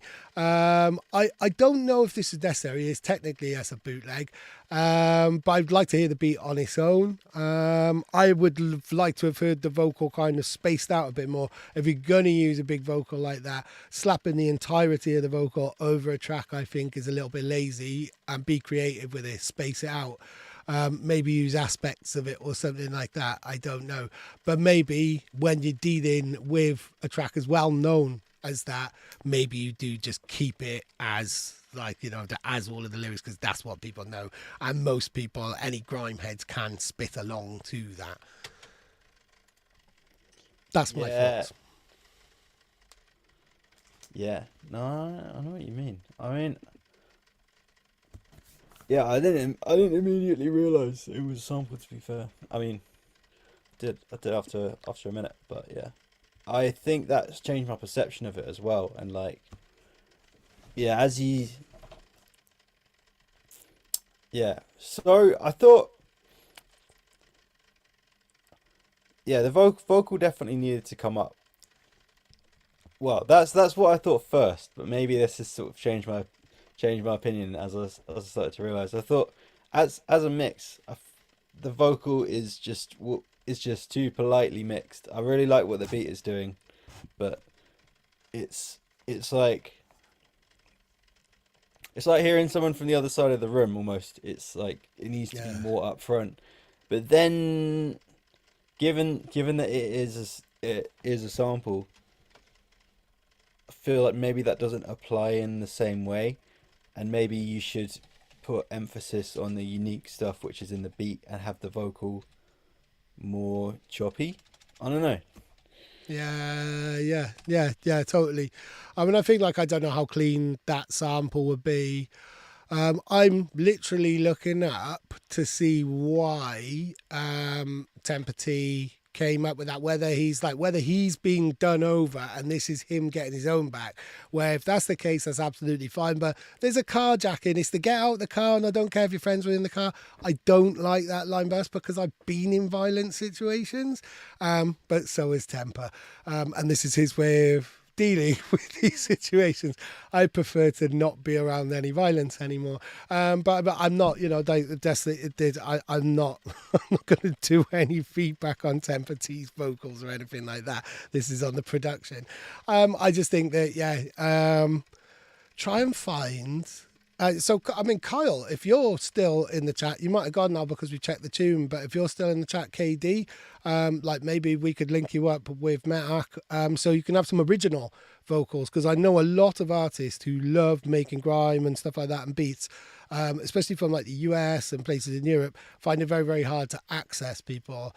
And in fact, I heard a story of somebody, a US guy, who got treated really, really shittily by a very low level MC recently, which was a real shame. And it was, you know, because they're an international artist, and it was seen that they didn't quite have the clout, so they could have the piss taken out of them, and I didn't really like that. So I mean, it's clear, like Kyle was in the chat earlier on, and you know, his bars were wicked, so maybe we can do a little link up there, or if anybody else is watching. But I know a lot of artists who want to make beats for MCs find it very difficult if they're not connected with MCs in the first place, reaching out, especially from another country. Then they usually ask to pay quite a bit of money, and they don't always get the lyrical stuff that they dreamt of. It's like so because Mark is from Spain, if anybody's watching this, any MC's thinking, oh right, okay, I can replace Temper T there, but I mean, I want to hear an instrumental of that, really, to, you know, kind of hear what the production was like there, isn't it? Because the vocal was so overbearing over the top of it, so it's quite hard to kind of really kind of put my finger on what I loved about the production. So we are on to our last couple of tracks now. Let me see. It's Primal. Right, brilliant. Cool. So Primal, I was literally on a call with about half an hour before we started. And this is called Observe. So I know that this is very much in a demo stage. Yeah, of course, you've met Primal as well, haven't you, Max? The last time I seen Primal in the real, like in Bristol, in a dance studio. It was really, really cool. Right, cool. That was amazing. So here we go. 3, 2, 1.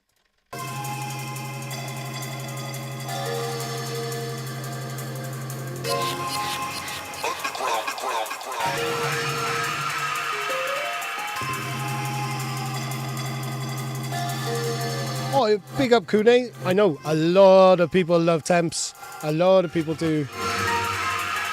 So yeah, no shade on him. Or no shade on using that vocal either.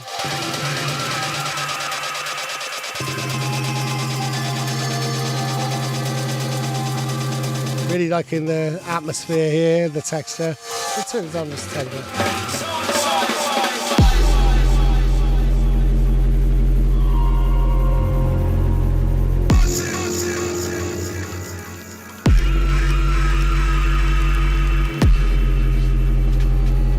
Tension's building.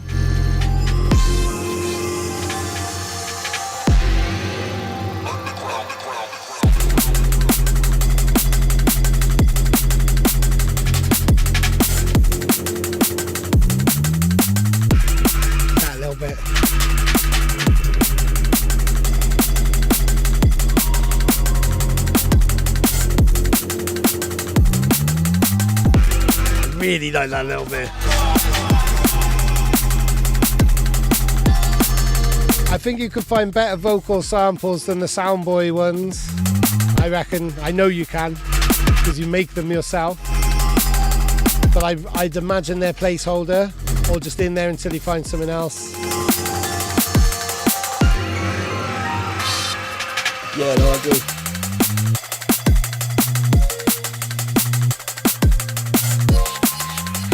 Really like those little snippets.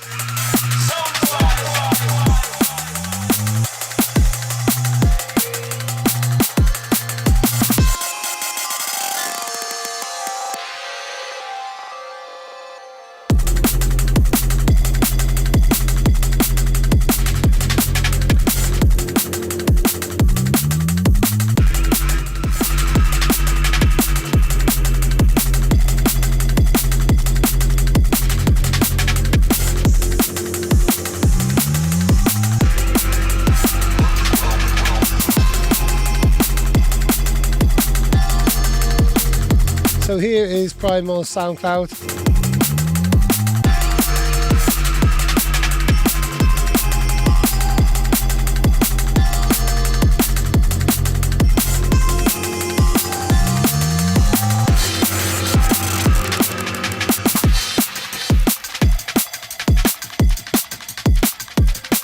That's sounding nice. We can hear all the elements there now.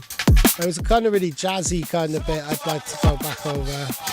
Or I hope comes back in.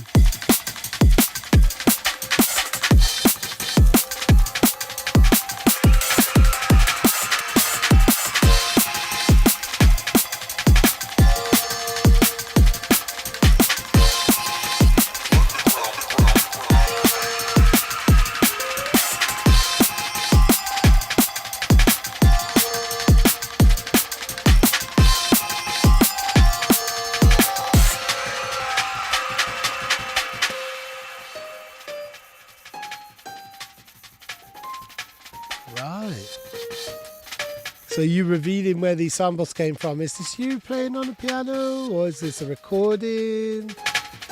These drums are wicked. Yeah. Lovely. Really, really nice. There was a part, and I am going to take it back because I think I know where it was. It was just after the breakdown. There we go. Oh, maybe it's not just after, maybe it's around here.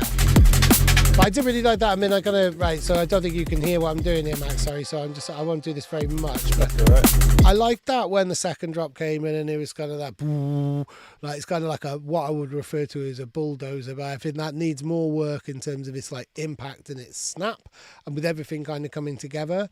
But I also know that this is quite an early stage demo for you, or less complete than other tunes of yours I've heard.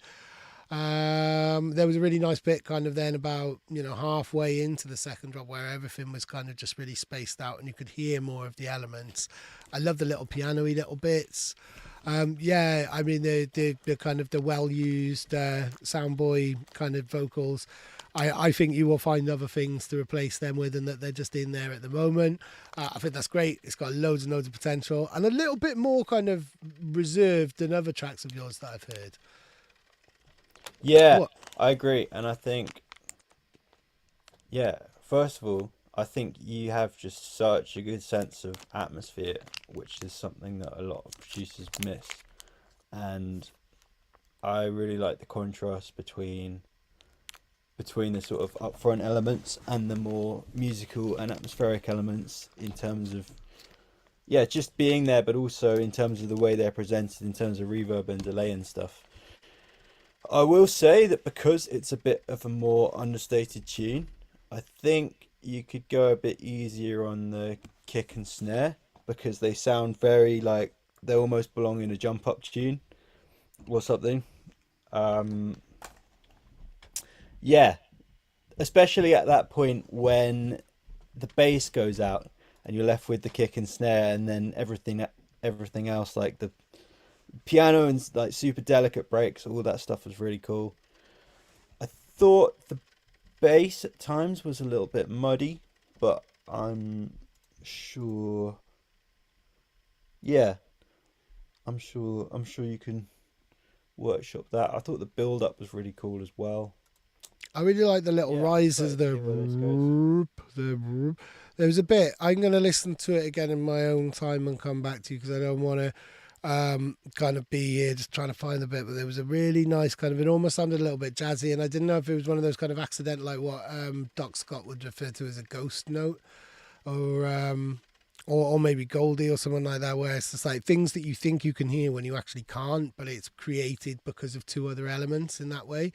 And there was it was really, really subtle, and it fitted in with those type of bassy sounds, which I liked, and I kind of felt like I wanted more of, but then I think if you add more, then it might not quite be what they wouldn't be so special if they were more regular in the track. So yeah, that was great. I think Max nailed it. Like, you've got a really, really great sense of atmosphere, and that drew us in straight away. Right, so we've got two more now. We've got one from Filthy Philp and then one from Kune, which I haven't actually, because it was a download one, I've put it in my Dropbox, but I haven't put that link over. So I'm just going to bring it up, and then we're going to play Filthy Philp. It's called No Paradise. Oh, right, but like a chump, I'm searching in the same Dropbox that I had your link open in. So one moment. Right, okay, so No Paradise, here we are. Are you ready? And now, right, I've got some information as well from Philp. He said in the comments that it doesn't have the vocalists or the collaborators, and they are it's all the way back. Thanks. There's been loads I might have to come back to that in a moment. Let's just press play, and I will be able to name check the collaborators within the next 4 minutes 33 seconds. 3, 2, 1.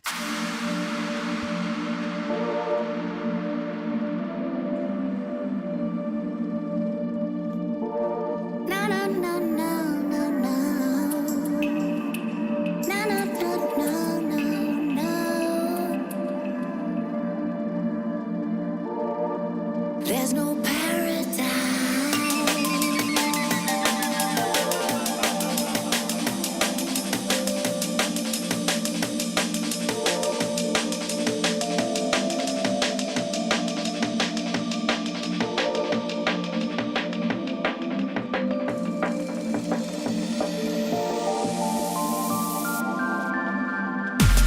Somehow I made it through the month again.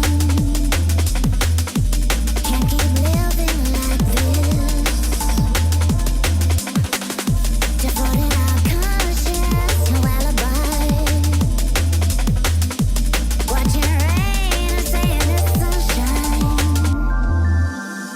Somehow we made it through the month again. Displaying our windows with pride.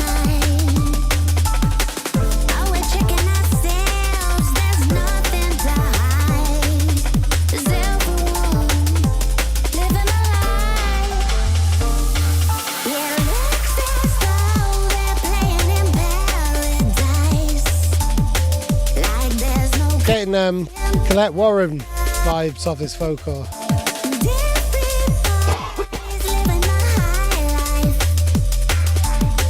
But we know what lays behind. So here's Filthy Philp's. Oh, all right. Oh yeah. Yeah, I didn't want to crash the vocal. So Prevail and Friendship are the other collaborators. Was it Prevail and Friendship? Is it two vocalists then?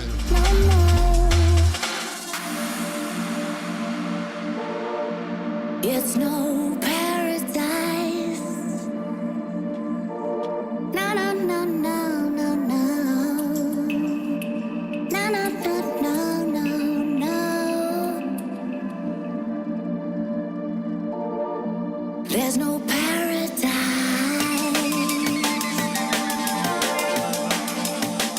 Oh, we're cheating ourselves.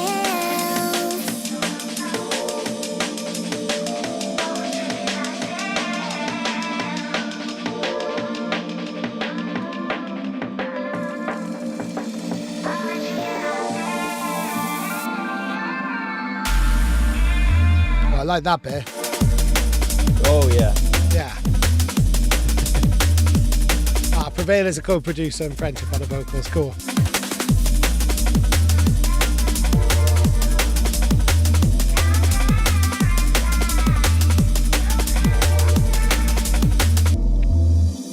Somehow we made it through the month again. Vending hope in disguise. Oh, we're cheating ourselves. The spreading like doubt. We're capable of putting them out. It looks like they're living in paradise. Like there's no clouds in the sky. Different bodies living the high life, but we know what lays behind. Oh yeah, no more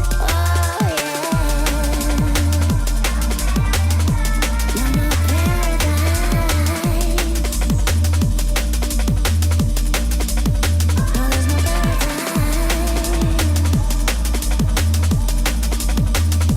there's no paradise.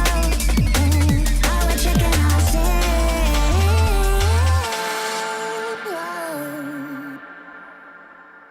Nice. Nice. Yeah, lovely. Yeah. I've been like kind of production wise. I don't know if I was completely into Friendship's vocal style. But I think that's a personal preference, and she can clearly sing really well.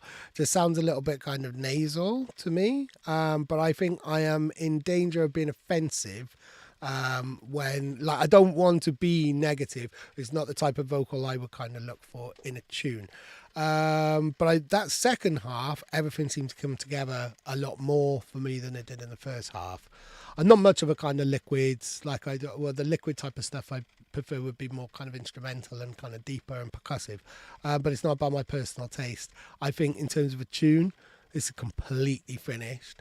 It sounds great, the arrangement's great, and I think the minute there's more sunshine, or when you're heading back to Australia, Philip, this is perfect stuff for that, like daytime kind of super, you know, like, or maybe even daytime radio vibes in that type of way.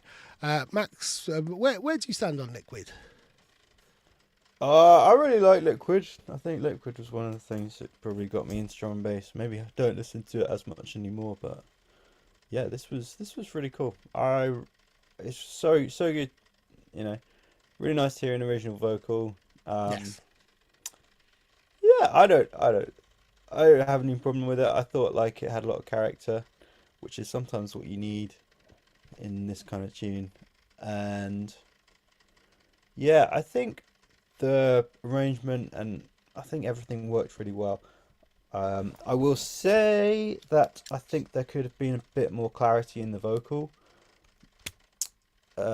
because yeah, it wasn't necessarily too quiet, but maybe some things could be EQ'd to make more room for it, because there's some points where I felt like it was a little bit more complicated than it needed to be.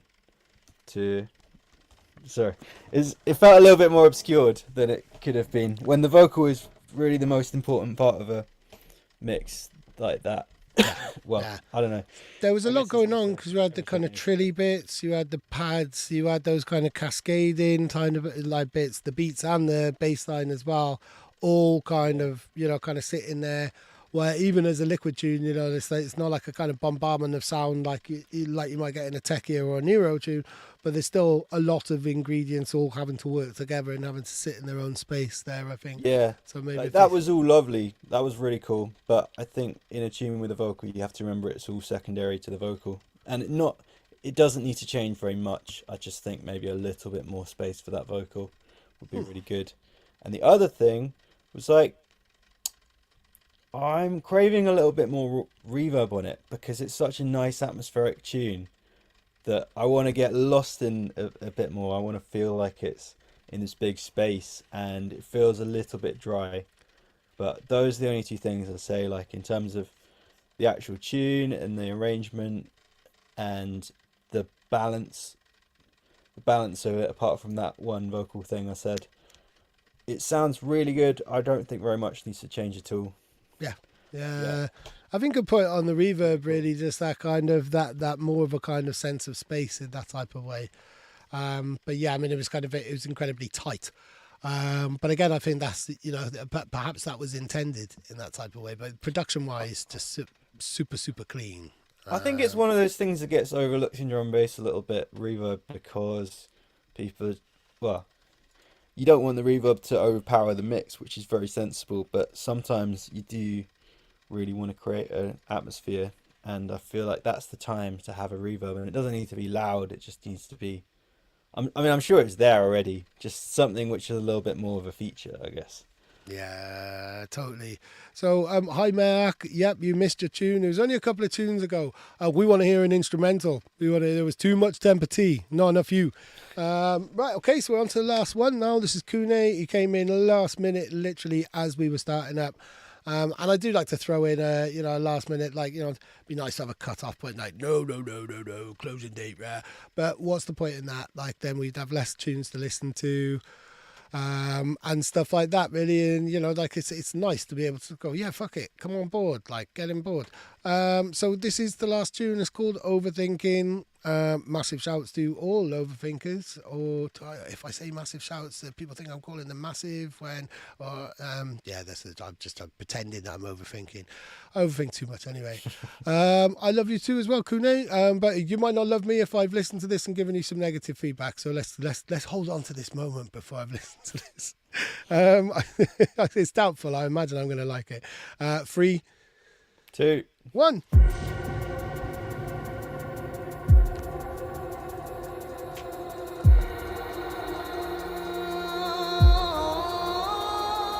Oh, Shadow Mac. I've not seen her. She is the singer.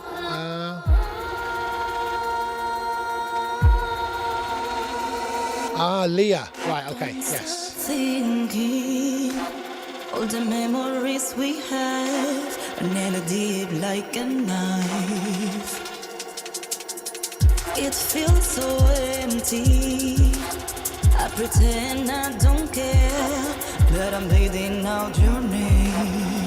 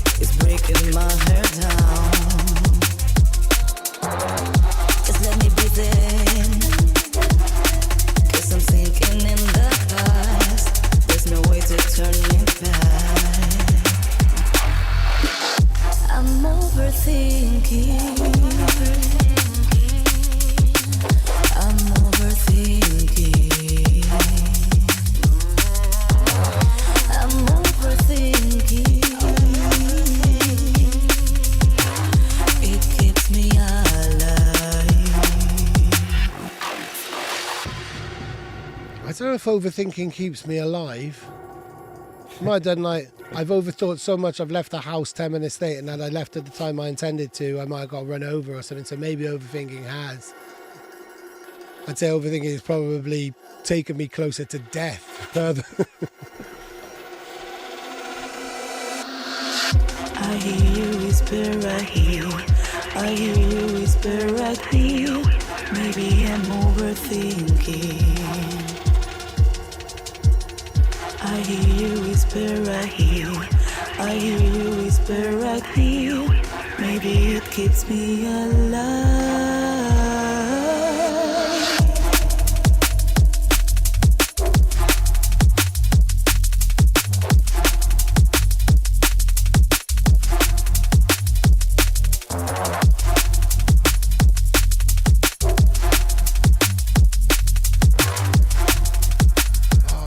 I've got some comparisons, but I can't quite remember the name of the tune.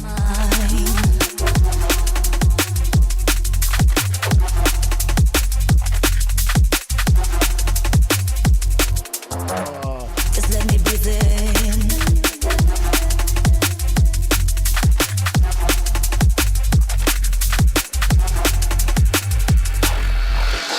I'm overthinking. I'm overthinking. I'm overthinking.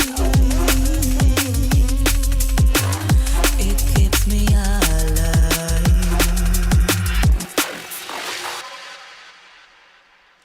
That was cool.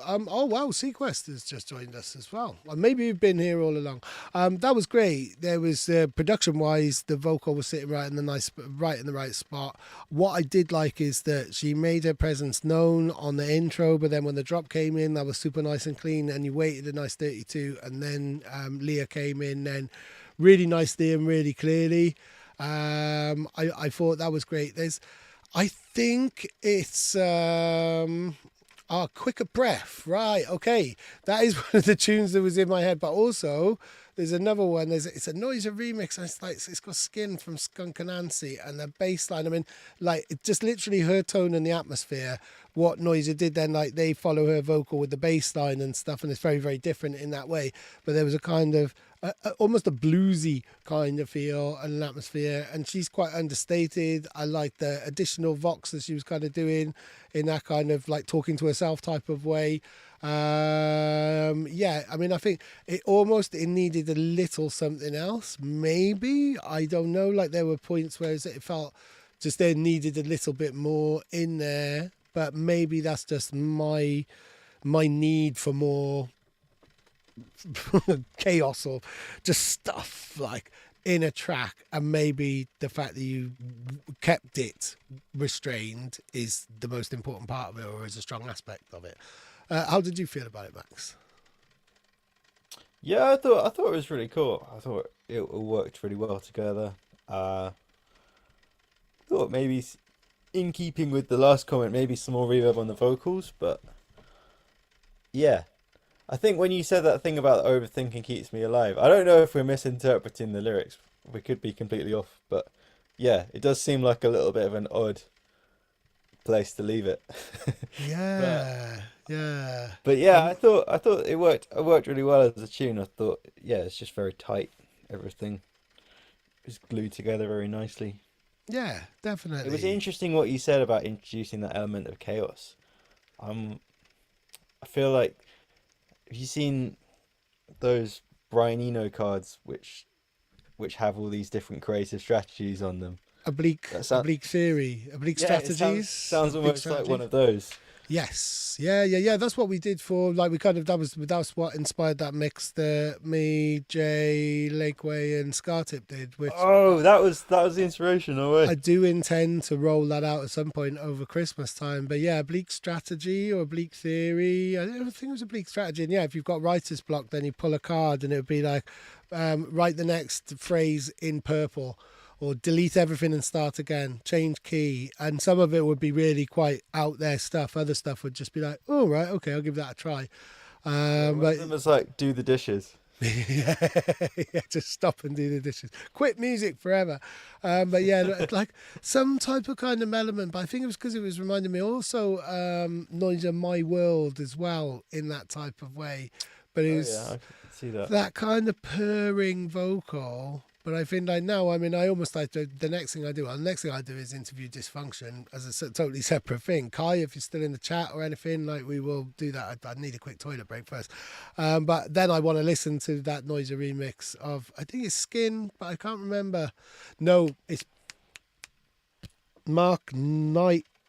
Oh yes, it's Mark Knight, the Tool Room Records dude. There's a house tune that they've remixed, and the bass line follows Skin's vocal, and it's like I didn't quite appreciate how good it was until I had Manu telling me how much he loved it and breaking it down in an interview. And just he's like, I've never seen him so enthusiastic about anything ever before or since. So I kind of, it's that tone and that atmosphere all kind of felt like it was kind of going in that direction. So maybe like the bass line following Nothing Matters. There you go. Thank you, Primal. But maybe something like that in that second half, that just kind of to get Leah out of her overthinking. I mean, sometimes you kind of need that drastic action, and that's what stops you overthinking and gets you doing in a way. But yeah, I think, yeah, other than that, I mean, that might not be what you were both intending to do in that way.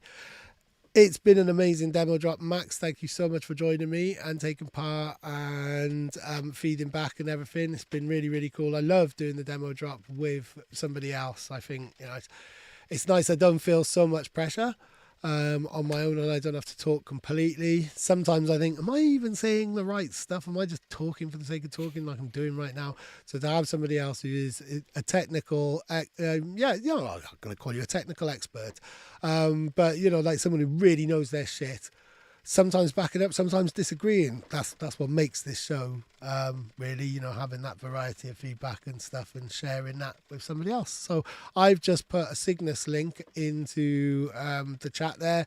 That hopefully is a link to, yeah, this is a link to the Fireworks Factory EP, because I did have a bunch of Cygnus ones up. So please, everybody, if you haven't already, please hammer the shit out of Fireworks Factory's music now and in the future as well. And yeah, continue supporting One More Thing, continue getting involved in the demo drop and being in touch with me and following us and sending us stuff. And look out for all the way through Christmas.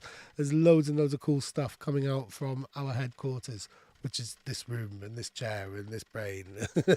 But yeah, thank you, Max. Thank you very much. Yeah, this was really fun, and also just, yeah, really, really good standard of tunes. It was just fun to listen to all of them. Yeah, really, really cool, and nice and varied as well. So brilliant. Thank you, everybody. Have a lovely Christmas. Max, I will chat to you in the next day or two.